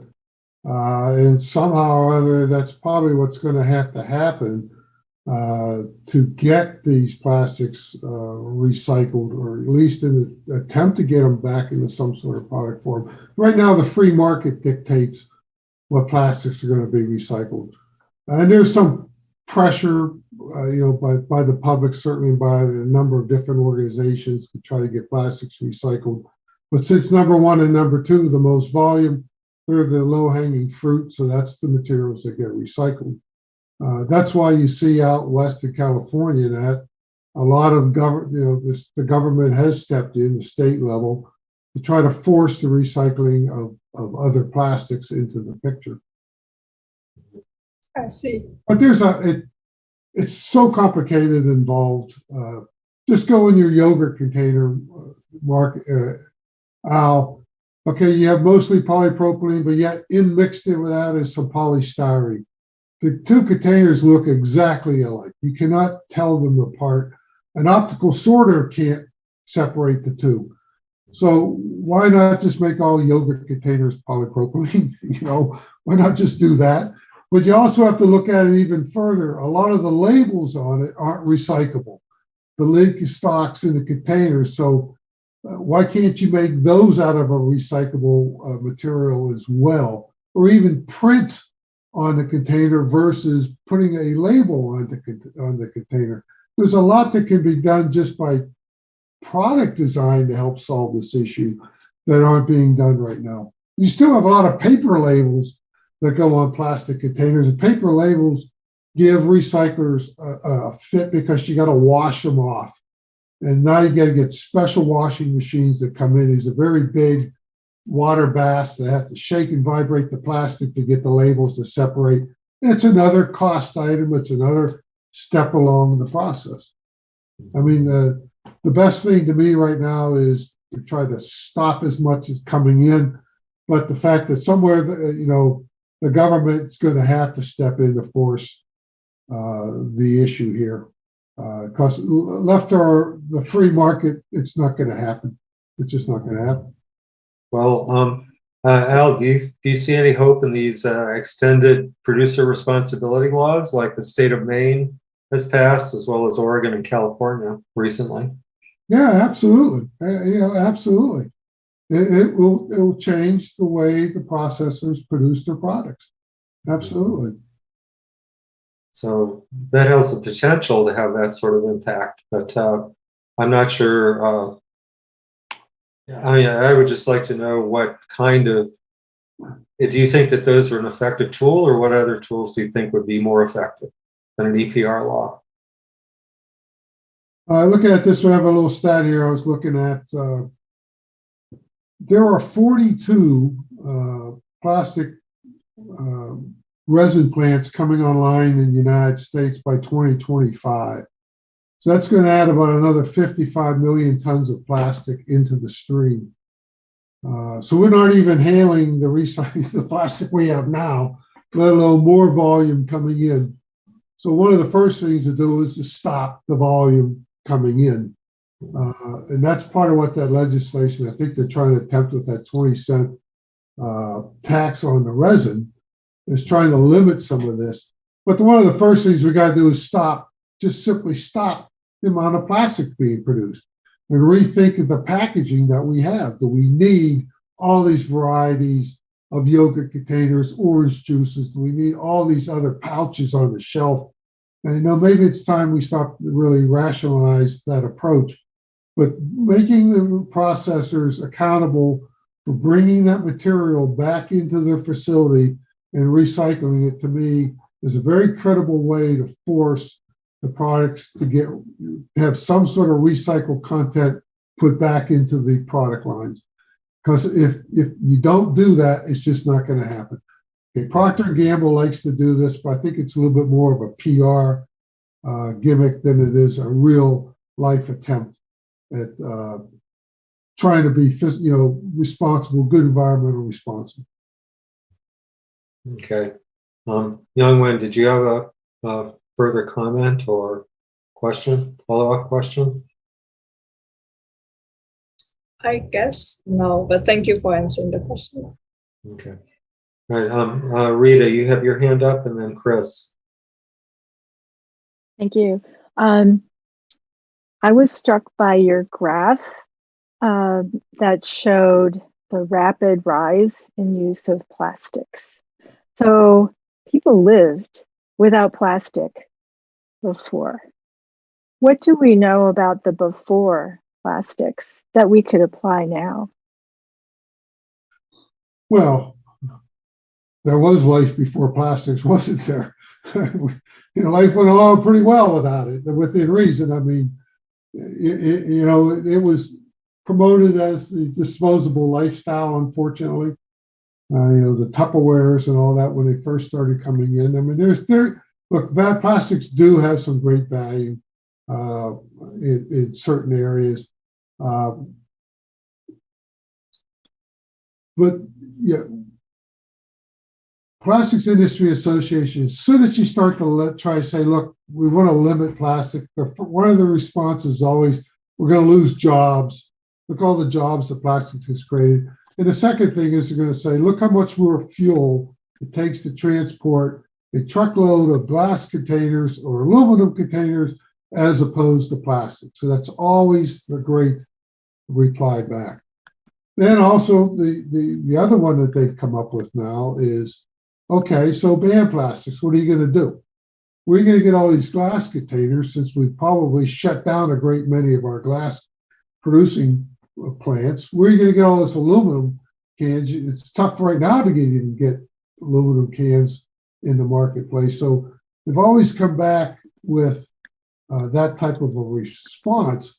So yeah, we can limit plastics, but if we don't rationalize the whole product line of containers, then simply shutting off plastic and throwing in some other container, where are they going to come from and how are we going to do that substitution? It has to be kind of a good holistic plan. But life went on very well until 1980. And what's significant about 1980 is that's about when a guy local here by the name of Don Graham, who's an alumni of University of Michigan, he's a mechanical engineer, invented the Graham wheel. The Graham wheel is a high-speed blow molding wheel that started doing the oil bottles. Okay, if you go back to 1980, you could still buy quart of oil in an aluminum container, right? You had to punch the spout into it. Well, Don Graham made millions upon millions on this concept, and that then led to wheels for the milk industry. It led wheels for the sodas industries, the blow for your detergents. That's why 1980 is kind of significant. That's where technology from a mechanical and electrical standpoint really started to hit the market that allowed processors to produce in volume. And that's what keeps going on. I mean, you go into some of these plants and we're surrounded by some very large plastic facilities. Plastiform is based up in Plymouth, and they are one of the largest producers of blow molded containers. And they have a facility down in Ohio. If you ever got into it, it'd blow your mind to watch inside to see millions of containers just being produced in this one facility into the market. So the dilemma you have with plastic right now, it is taking so much of the containers over. If you start to pull it out, what are you going to replace it with? But I go back to my original point. Do we need all these different varieties of product? Is the time really to scale? Because I imagine if you went back to 1980, you probably only had, say, a dozen chip offerings, let's say, not 50, all in number 7 type plastic pouches that can't be recycled. Probably not. Could I just have like 2 quick ones? The pyrolysis that you mentioned, I assume that there's quite a bit of toxic material released into the atmosphere from that. Is that correct? No, actually, it's relatively little. There's not a lot of toxic. It's a low burn process. It's not a high temperature burn.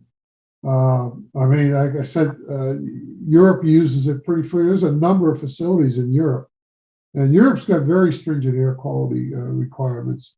Only thing about that is, can you build enough plants to really make a difference? You know, and how long is it going to take? That's why to me, this bill going through Michigan right now about wanting a little more recycle, or wanting us to produce a little bit more recycling. That's a nice statement, but where's the money going to come from to build these plants? And who's going to be the investors for this? And are they just going to build PET and high density plants, which would be okay, or is somebody going to actually build polypropylene and polystyrene recycling facilities? And I assume there's quite a bit of subsidies that go into production of plastics, though, like from the oil companies, right? Or the government subsidies of oil companies that is the raw material to produce plastic. Isn't that correct? I can't necessarily tell you what all the subsidies are, but I mean, again, you're talking ExxonMobil is one of the largest producers of high density polyethylene. In fact, that's actually a more profitable side of their business than the actual oil gas part of it is. They just built a huge facility down it. It's one of those plants coming online right now. There are some very large volume polyethylene plants coming online. If you go over to Monaca, Pennsylvania, which is just outside of Pittsburgh, Shell is building a mammoth facility using fracking oil as the basis for the high density. So now you got a double disaster occurring. You build plastic resin, but you're using fracking oil for it. And the only good thing about that plant is they tore down an old Coke making facility that was just an eyesore, and they cleaned up the site, and they built a petrochemical plant on top of it. It's about going to come online, I think, next year. It's a mammoth facility. I mean, it's just a mind-blowing large facility. Right. Wow. Okay. Here's my last one. The corn plastic that is called compostable. The result of it, is it essentially microplastics? It can be if you would take a cup of PLA with this cup of styrene and just do it in your backyard, it's going to take about 400 years to decompose, right? Maybe. And but what it would still be plastic, the way, though, right? What's that? It would still be plastic, right? It'd Whatever it still be decomposes plastic. into is still Right. plastic molecules. That's right. What happens is it starts to deteriorate, breaks apart, becomes brittle, and then that becomes the plastic particles that then continue to degrade into micropolymers, which degrade into nanoplastics, which then get everywhere. They get into your food, they get into farm animals, they get into the oceans. Right now, the stat is it's 100% of all ocean birds have some sort of form of plastics inside them, because they confuse it as a feed source, and they'll actually ingest the plastics. So unless it's decomposed properly, which is one of the problems, it's only, I said, the facility here in Ann Arbor has done an exceptional job. It's one of the few in the entire country that can properly compost PLA. Most PLA is just getting thrown into the landfill right now. Mm-hmm. But really, my question is, the resulting compost, does it have something in it that's really plastic? No, it just deteriorates Okay. down to a carbon-based product, as I understand, but it has no nutrient values to it, okay? It's not like a regular compost that you would have some sort of valuable ingredients coming out of it that can be used for fertilizer or whatever. It has no value. None. Okay. Thank you. Al, I asked a question while you were away about how I filter nanoplastics out of my washing machine, and I haven't found a device that makes any sense to me. Do you know of something? The answer to that is no, but it was a good attempt to do so. I don't know of any device right now that will filter out the nanoplastics. I don't think that'll ever happen because of the back pressures that are required to force the water through such a fine filter. this really is a problem then. Well, that's why that's right. Yeah. So I'm extraordinarily grateful to you because I've been very bothered about this whole problem area. I hope you'll come back, Al. In each part of your presentation, there are about 100 questions I would ask, and I would want the answers to those questions to lead to good public policy. And going from here to there is really quite difficult. It is, and you know, as I keep digging into this, it becomes very, very difficult. There's like no continuity anywhere in any part of this. It's like we're in some sort of a whirlwind that you can't figure out how to get out of. Yeah. Even these environmental groups, you know, whether it be Greenpeace or Sierra Club or Pacific Plastic Pollution groups, there's a whole bunch of them. I belong to probably 6, 7 of them. There's no continuity between any of them. Everybody's trying to do their own goals or try to set their own path. And so as a result, there's no one forceful legislation or effort to try to control this in some sort of meaningful manner. Everybody's doing their own thing out there. Plastics industry is doing their own thing. The American Chemical Corporation is doing their own thing. So it's just like a whirlwind of activities, and plastic industry saying, "Hey, this is great. Look at the jobs we're creating." It's like they live on some different planet.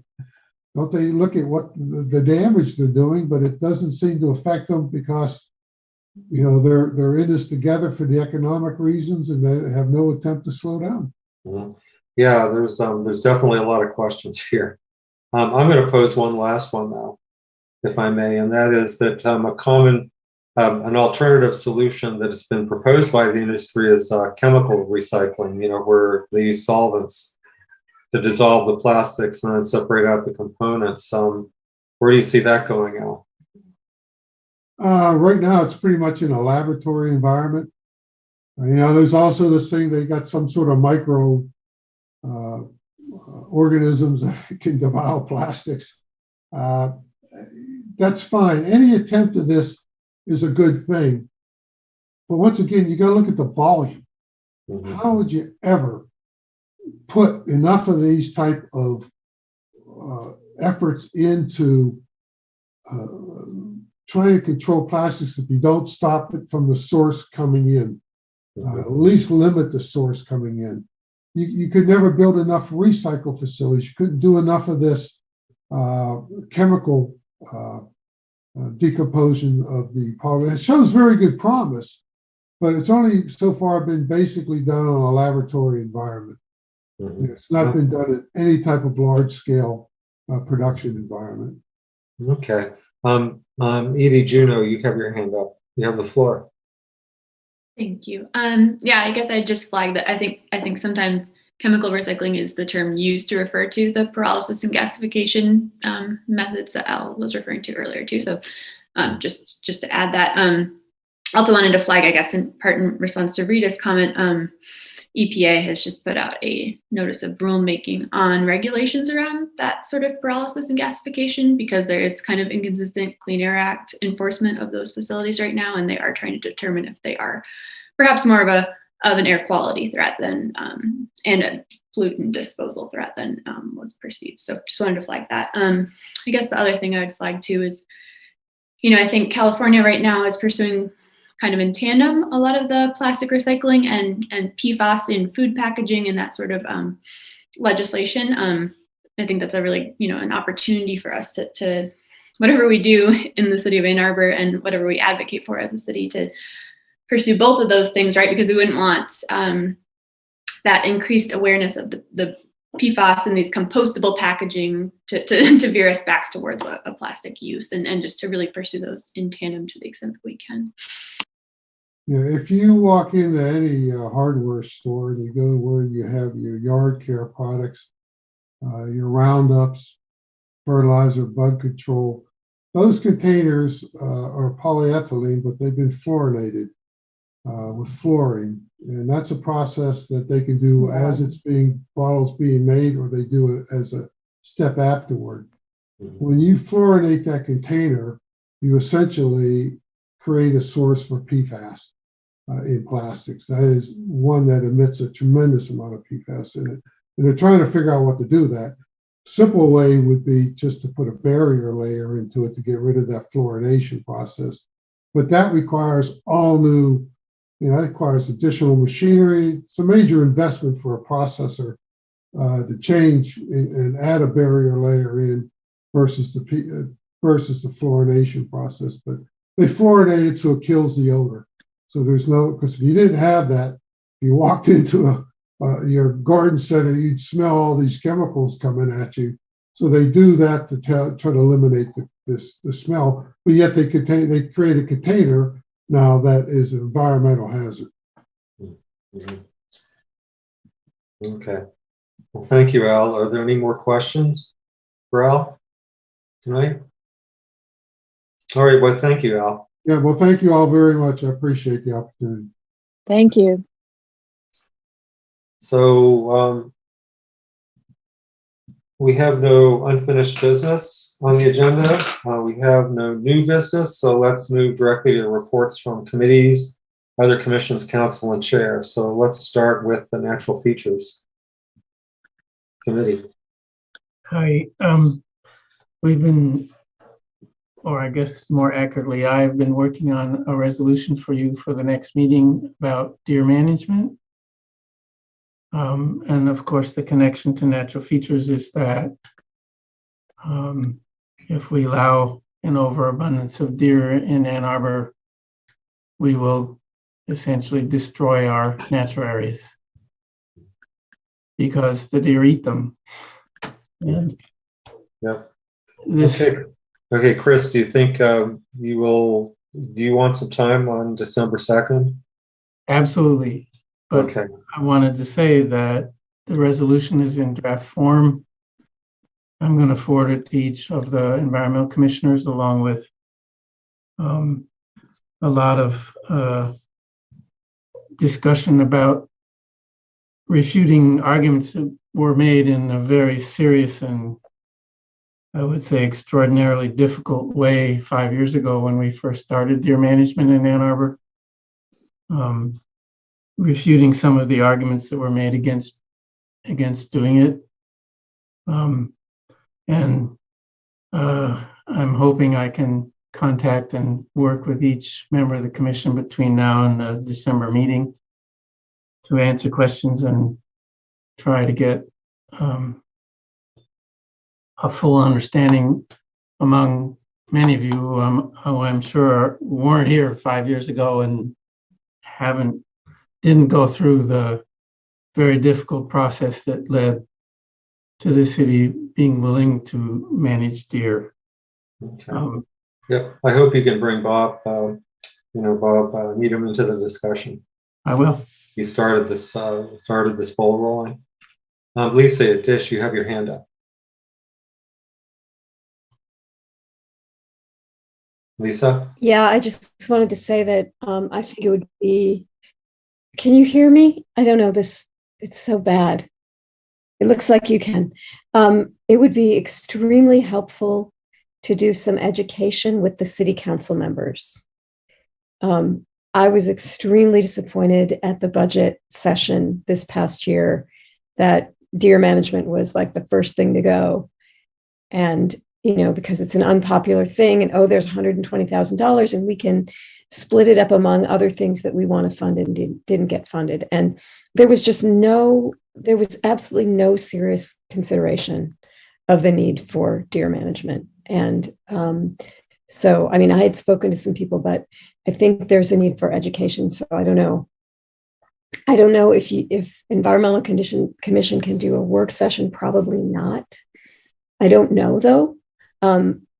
But, I think some, one-on-ones or invite them to a meeting of Environmental Commission where you present your report or something would be great. Yeah. Well, thanks, Lisa. Yeah, personally, I think one-on-ones are good. Commissioners come from every ward in the city. So if we chose to just use the documents that were presented at previous Environmental Commission meetings and discussed, with our own, council members. I think that would be maybe the most effective way to go, in my experience.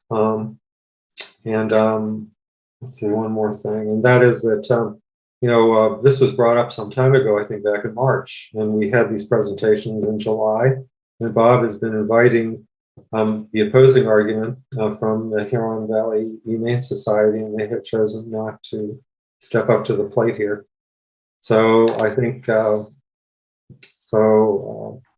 have not heard any rational arguments for not instituting the deer call myself, but their behavior indicates to me that there is no rational argument. So we ought to provide some opportunity, a last chance for them at December 2nd meeting before we pass a resolution. Okay, that's my only comment at this point. Chris, you have your hand up. Lisa, the passage of this resolution by the Environmental Commission would then trigger that being taken up to council. And at that time, then I think we would have to again work with the council members who were in opposition last spring and try to get them on board. The discussion, as with climate change and plastics and a lot of other things, is complicated, and it's not intuitive that deer, those wonderful animals out in our backyard, are a problem. It's not intuitive, and so we did 5 years ago work with every single council member, trying our best to get them informed, and they supported a 5-year program that was really quite successful. And we need to revisit the discussions with a new batch of council members and finally get through this. The very existence of our natural areas in our parks and elsewhere depend upon solving this problem on an ongoing basis. It is fundamental to the protection of our natural features.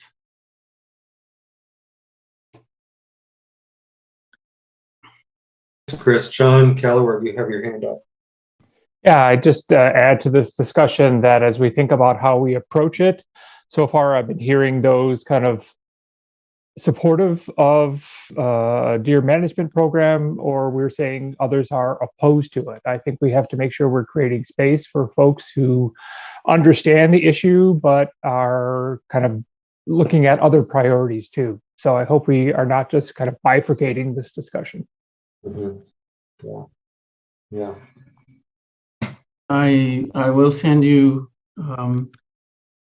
documents that have been developed over the last half decade that address objections that were made, and I'm sorry to say a great number of those were based on false pretense and emotions. And the members of the council who supported working on this matter received worldwide condemnation by email and telephone calls from people who were believing things that weren't true and were so offended by what the city of Ann Arbor people were doing. This, as I say, is a controversial issue. Back 5-6 years ago, when I first suggested the Environmental Commission, and as chair of the Natural Features Committee, feeling very strongly about the protection of our natural areas, suggested the Environmental Commission get involved in this. There was huge resistance from Matt at that time because of the controversy.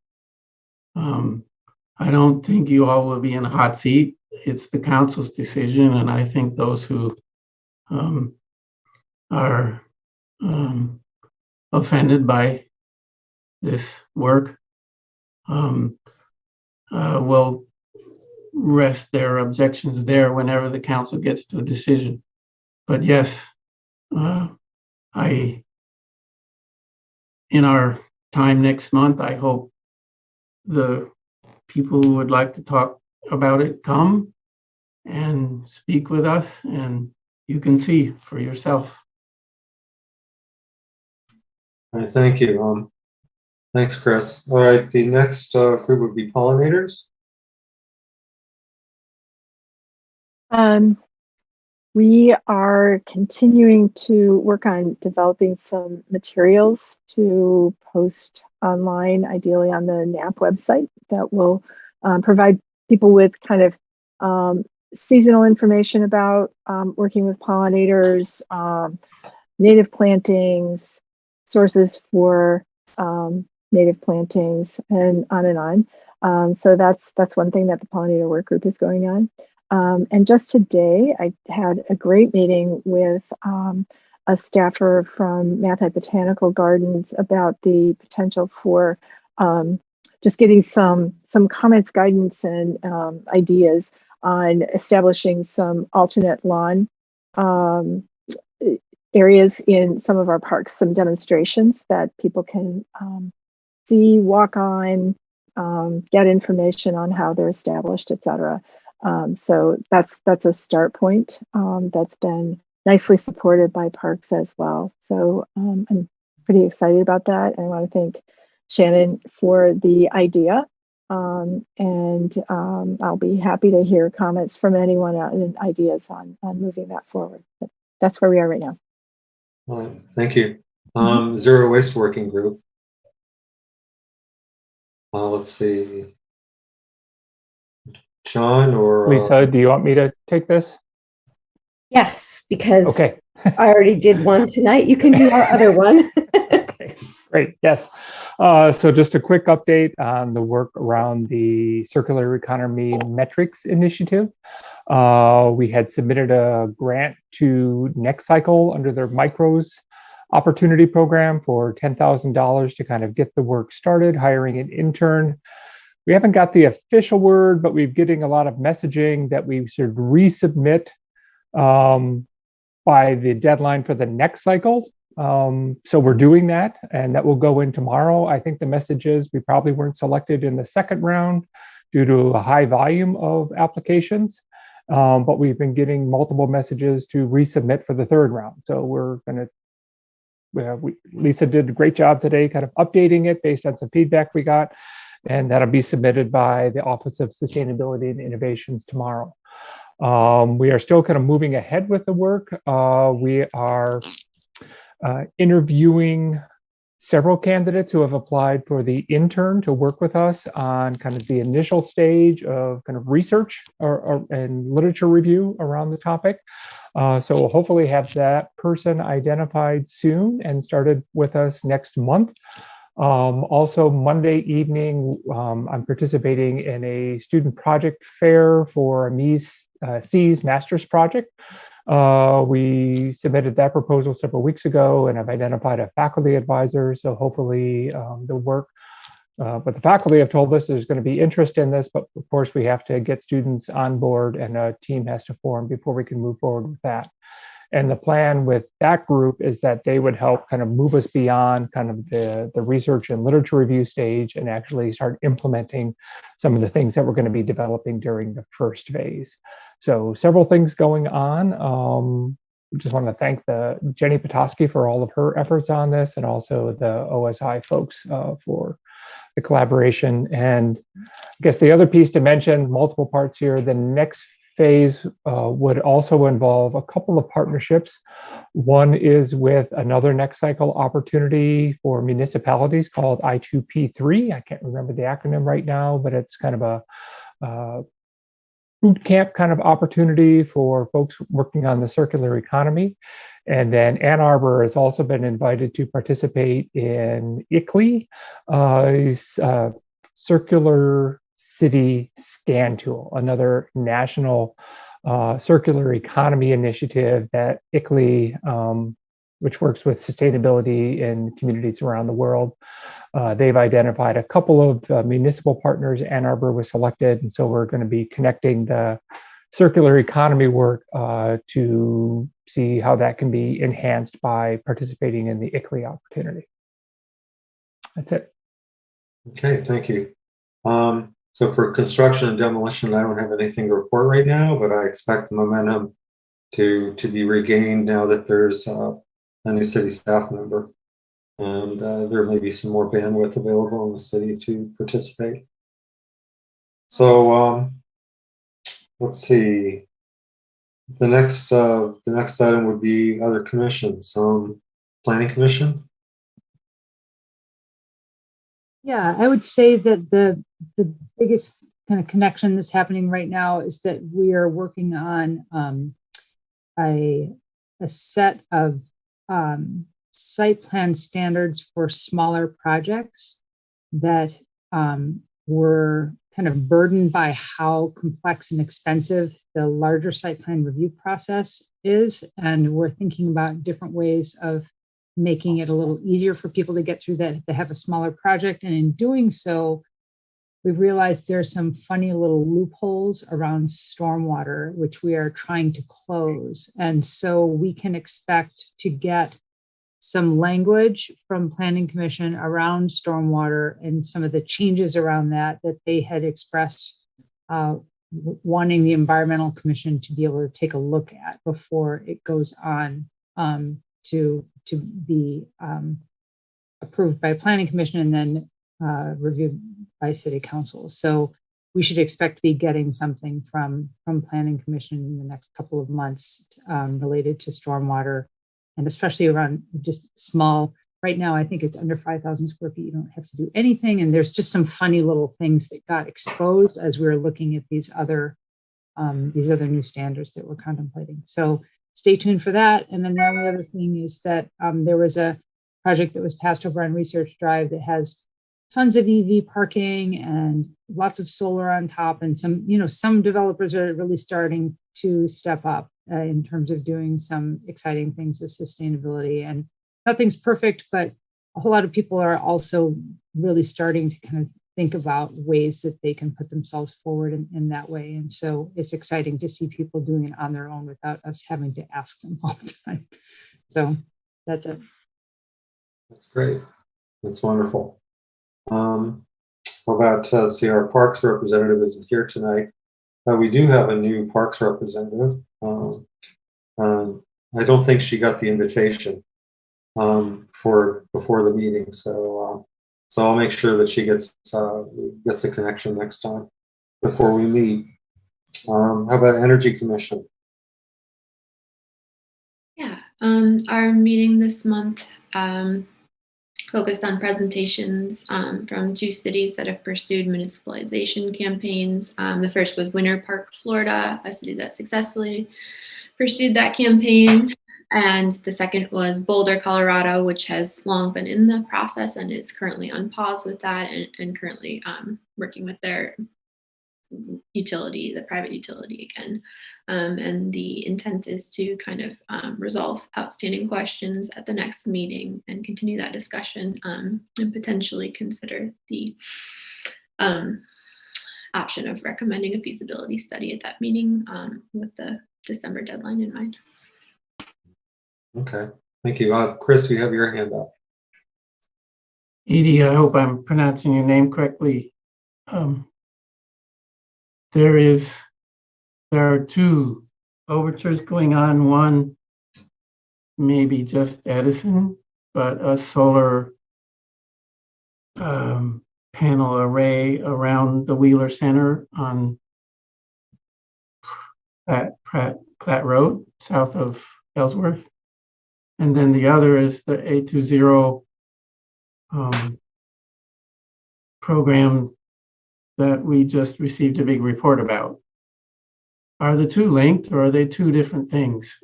I got an overture from Edison suggesting I should pay $28 more a month to support renewable energy, which maybe hooks to the thing on Platte Road, and maybe not. Can you make sense of this for me? I want to make sure I'm understanding correctly, and I might also volley to Galen in this moment too. Galen, I'm not sure if you might be better equipped to answer that as well. You're referring to DTE, or I'm sorry, Edison. DTE was the notification. We used to call it Detroit Edison. Okay, yes. But Galen, I don't know if you might be better equipped to answer, but I think thank you for flagging the SCU study is another important piece that's up for discussion. Chris, can you say the question again? I missed it. What is the difference for me, homeowner, paying taxes and subscribing to these overtures? Practically speaking, is the thing happening out on Platte Road a DTEE or Detroit Edison project separate from the city? And or is what the city is doing with its A20 SUV plan going to include that ultimately, or ASAP? I would say that DTE will be responsible for it, but they had a detailed meeting tonight that was at 6 to 8, and it's really technical. And that's out of my lane. But if you send me the questions, I can make sure that I can get a response for you from Missy and the team. Okay, I'm sorry. I'll try to get more articulate about this. There are two different things going on, and I'm not understanding how to play. Thank you. Okay. Yeah, well, I probably am speaking out of turn here, but my understanding is that, community solar is illegal in Michigan. Basically, it's illegal. So the contract that was negotiated, I believe, I'm not sure if it's finalized yet or what stage it is in, but the contract is basically it's going to be a DTE owned and operated MI Green renewable facility. That it's within their My Green Energy program, but that what's been negotiated is Ann Arbor will, the city of Ann Arbor and whoever else wants to subscribe to this as a community solar kind of offering will get a discount compared to what residential customers get. I think they're going to get the industrial rate discount. That's my understanding, and that's separate from setting up a city-owned utility, which would be a totally separate entity that would not have any interconnection with any, so that it would be basically having a utility that's a small microgrid that's existing completely separate from DT, and there would be no interconnection envisaged in the near future. Edie, am I wrong? No, thank you. Thanks for providing that, Steve. And Chris, I apologize. Part of my confusion was I just didn't want to, I wasn't sure if you were referring to what we've kind of been referring to, the landfill solar site, but that sounds like that is what you were referring to. So yes, that, as Steve explained, kind of has this workaround with DTE it's still being through DTE and the city of Ann Arbor being the anchor tenant on that site, who kind of, if no residents at all were interested in subscribing, would pick up the subscriptions, and that would be comparable to municipal energy demands. So it wouldn't, it does fit within B20 goals. If that answers your question, but as Steve suggested, if we set up a municipal utility, what are we going to do? Put up wind rotors, or how are we generating electricity to supply current to our separate grid? Well, so there's, and as you were, I think, alluding to as well, there's the sustainable energy utility that is also being proposed as more of a parallel system, and then the municipalization route would, actually look more like a takeover of assets. I'm not sure if that answers your question or if that's what you were getting at. I'll try to ask them more articulately, and we'll revisit this next month. Thank you. I think Ann Arbor is not economical for wind, so I imagine it's probably going to be solar and batteries. But if we can't make our own, then solar facility. How do we do this? Forgive me, all this is brand new and I have not done enough reading, and and you're new, Edie. Forgive me. I'll get it on the table in a better way. Thank you. Okay, Lisa, you have your hand up. I just wanted to know if Edie knows, there was a report that was released to council last week that OSI, or perhaps Galen knows actually, that council got a copy of. Is that public yet? Or is it just energy commissioners and city council members? Or I think it is public. I think it was on Legistar last week, right? Yeah, so, you can access it on the website. Yeah, so Chris, you can find that, or if you want me to send it to you, I will. It explains how we would. Sorry, go ahead. I was just gonna say, yeah, again, that's a separate idea, right? So there's the standard municipalization concept, and then this is kind of a distinct idea as well, Chris. So would recommend, as Lisa said, checking that out. And I will do my homework. I apologize. No apologies. This just came out last week. I know, I saw it and didn't read it. I apologize. I'll do my homework. Yeah, stop sleeping. Yep. Let's see. So let's move on to council report. So Kathy's not here, right? That's correct. Correct. Okay. So I don't think that we've done much, and Commissioner Gibrandl can correct me if there's something I'm forgetting. I think the one thing I would say is that we had to vote yes on a by right project, which is called something Pines or something like that. It's partly on some land by Concordia, or it is on land that is by Concordia College. And the site has some close to 400, I think, landmark trees, quite a high percentage of which will be removed for this project. And then it has a very low-grade woodland with a lot of invasives, and those will also be removed for this project. So the council has gotten a lot of very, we had a hard decision of it at the table. It was a by right project, so it was not something that we could vote against without really facing a lawsuit that we would be 99% unlikely to win. So, you never want to say for sure. But so while I am willing to go to court for a good cause when I think we have a chance, this wasn't one, though it is a good cause to be able to protect our landmark trees better. And so I just wanted to convey that we had that hard discussion. And then we got some communications from some not happy residents, I will put it that way. And so all this by way of just letting Chris and the Natural Features Group know that the work that you're doing to try to strengthen our protection for landmark trees is important and really needed, because right now we really just don't have much of a legal ground to stand on when we get a by right project, because of course any person, any single family homeowner can cut down any trees in their yard, right? So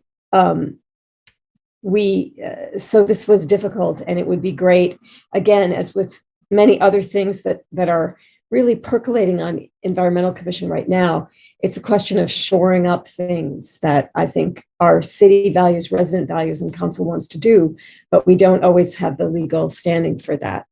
Mm-hmm. I don't know, Commissioner Gibrandl, if I messed anything up or you want to specify anything, I'd appreciate it. No, I agree with what you're saying. It's I also just heard last week that there was some lawsuit in the state of Michigan that was challenging tree protection too. So this is a fine line we have to walk in terms of how we write our ordinances and strengthen these things too. And I guess I encourage the Natural Features Group to look at that. It was in the news last week, and I think it's worth looking at to understand just what our own limitations are too in terms of that. And that one was more, I think, with the single family residence where somebody took down like 1,000 trees or something like that. But I know part of what you all have been looking at is our potential single family tree, restricting what you can take down a single family lot too. So anyway, I would encourage you to look at that legislation too, to understand where we can safely draw the line on that level as well. I would just also say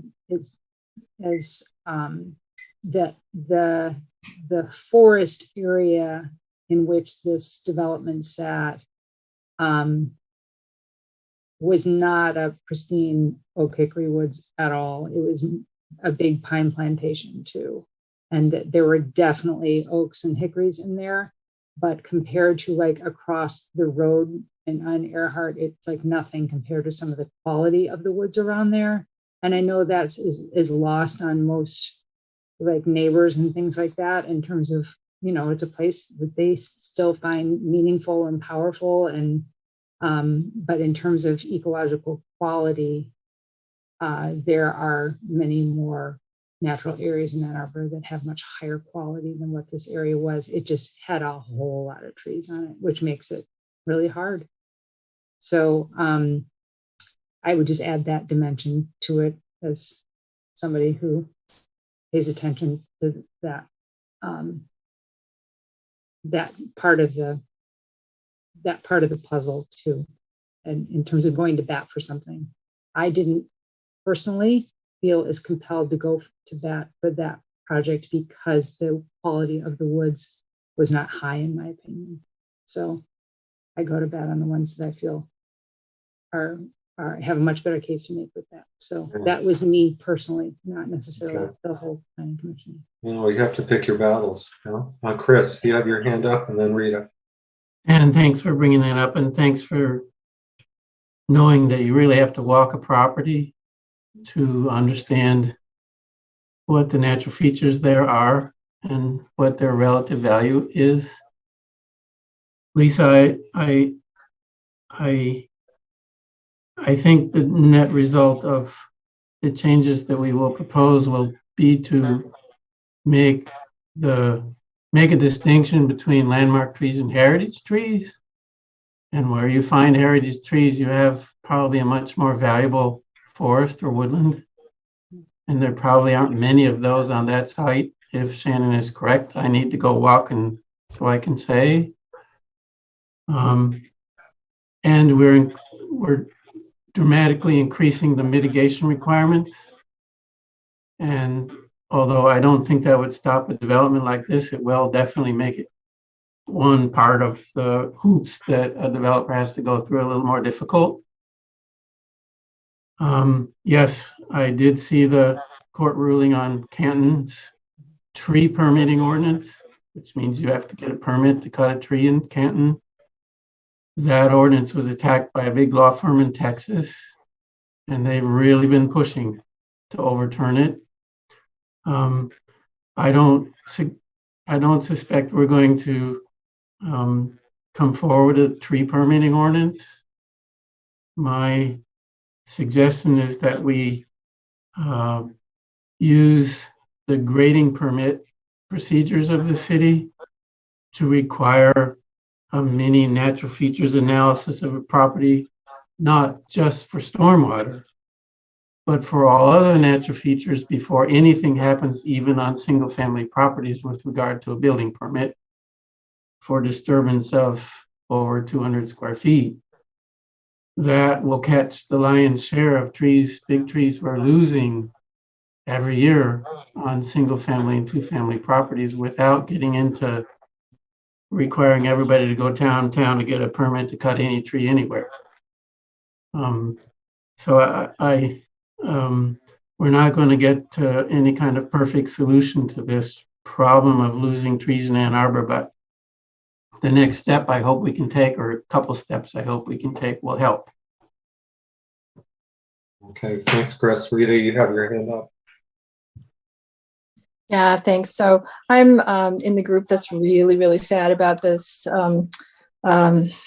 proposal moving forward because of the number of the large trees that are lost. And so I admit that I have not walked it, but just knowing that large trees sequester more carbon as one thing, and that they function, in a forest, it's a whole different thing. It's literally a type of ecosystem that functions differently from a single tree. I hope that we can come to that kind of approach of looking at the whole again when things come forward. And I also hope that for this specific development, there are so many trees being proposed to be removed, and I'm wondering if there are options to save more than more, as opposed to taking out the very large number that was proposed.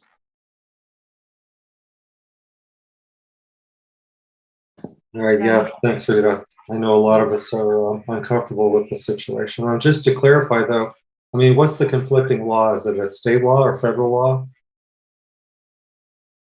Conflicting law on what? In the by right.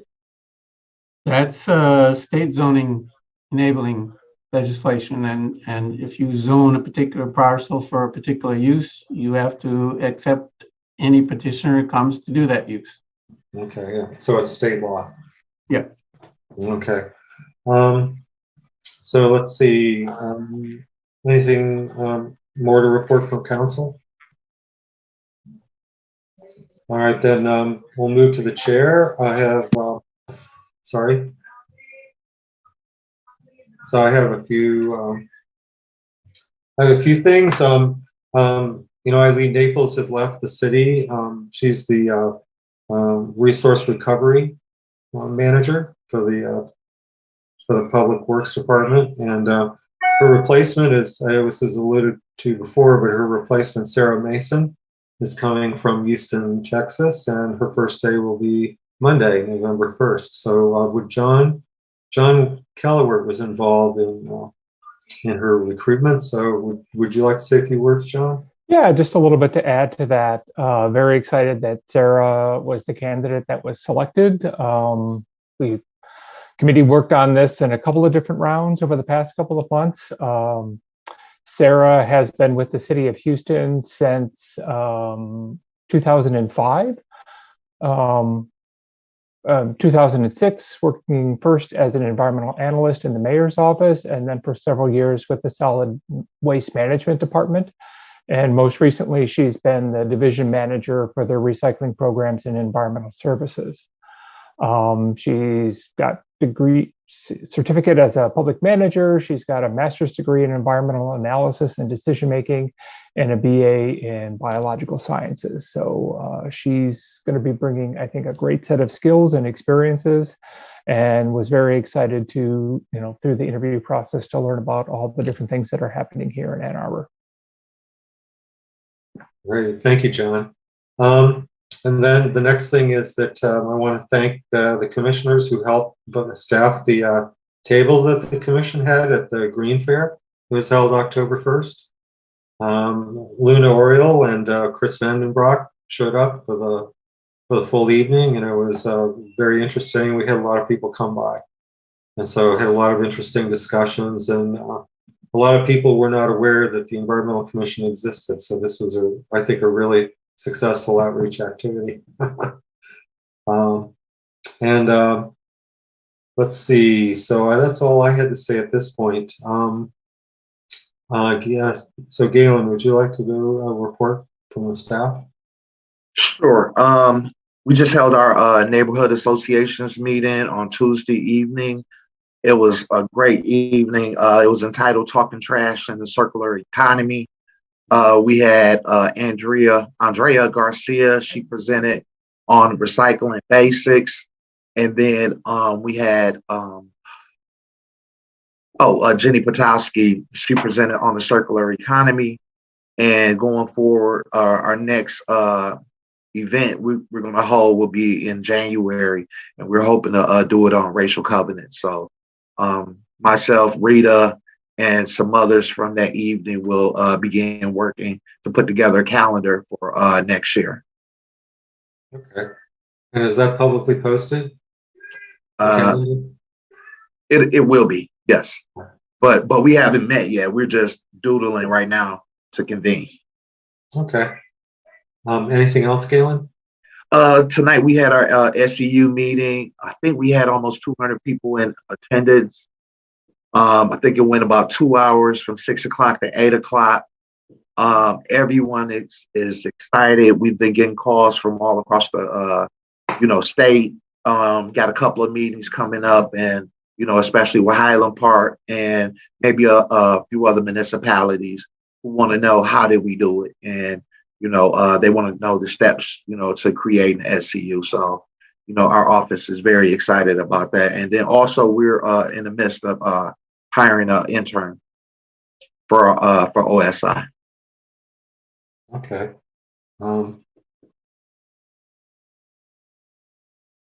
Okay.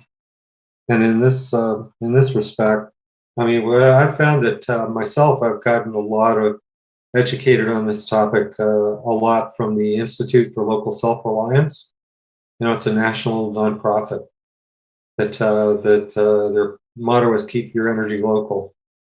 So they're a great resource for information about anything like this, community solar, and other things, dear to our hearts. Mm-hmm. So, thanks, Galen. You're welcome. So, the next item on the agenda is call for next items for the next agenda on December 2nd. I've contacted city staff. We'll have a brief report on the status of the solid waste fund. Oh, I'm sorry, Shannon, you have your hand up. I just wanted to clarify our meetings coming up, because you had mentioned December 2nd, but it wasn't like an invitation that came from, you know what I'm saying? Like if there's any way, Galen, that you could sort of send out the next few so that they're in our calendars, because it's always, whatever the third Thursday, but I know it gets goofy over the holidays and everything. So if you could just make sure to send out that that invitation so that it just automatically shows up, that would be awesome. Okay. Thanks. Yeah. Thanks, Shannon. And so I've invited city staff, Molly Mashevsky, and presumably Sarah Mason will be able to come and talk about the solid waste fund. Many years ago, we asked to get a quarterly status report of the solid waste fund, which is a special fund. There was a millage passed a number of years ago that's supposed to be supporting solid waste diversion efforts and other things like the landfill maintenance, the old Ann Arbor landfill maintenance. So we'll get a report on that, and then we'll get a report on their circular economy and their vision from staff. And I have deer call, potentially a deer call resolution on the menu. We might as well go through with that if we can do some sufficient community education and education to council in the meantime. I know it doesn't seem too far away, but I would hope that everybody can take the materials that were presented at our meeting and perhaps, and especially what the information that Chris was going to forward to us, about the debate that happened in 2015. We'll see if we can get somebody, from the opposite point of view to present their case, and see where it goes from there. Are there any other items that people would like to have discussed at our next meeting? I don't hear anything. I don't see anything. So we'll leave it at that for now. The next scheduled meeting is December 2nd in respect to the holidays. The third Thursday is Thanksgiving and Christmas and potentially Hanukkah and who knows what else. So every year we have one meeting that's consolidated from both November and December that's held on the first Thursday of December. So this year it's on December 2nd. So the next item on the agenda is public commentary. So this is an opportunity for persons to speak for up to 3 minutes. Please call 888-853-5247 or 888-788-0099 and enter meeting ID 955-1333-1828. Again, the meeting ID number is 955-1333-1828. This information is also displayed on the meeting agenda and video feed. City staff will select callers that have raised their hand one by one using the last 3 digits of your phone number. In order to electronically raise your hand to indicate your desire to speak, please press *9 on your phone. You will hear an automated announcement that the host is allowing you to speak. When speaking, please move to a quiet area and mute any television or background sounds so that we may hear you clearly. Please state your name and address at the beginning of your comments. And be patient, there can be a delay of up to 30 seconds before a connection is established. Do we have anybody on the line as yet, Galen? Not at this time. Okay, well, let's wait 30 seconds and see what happens.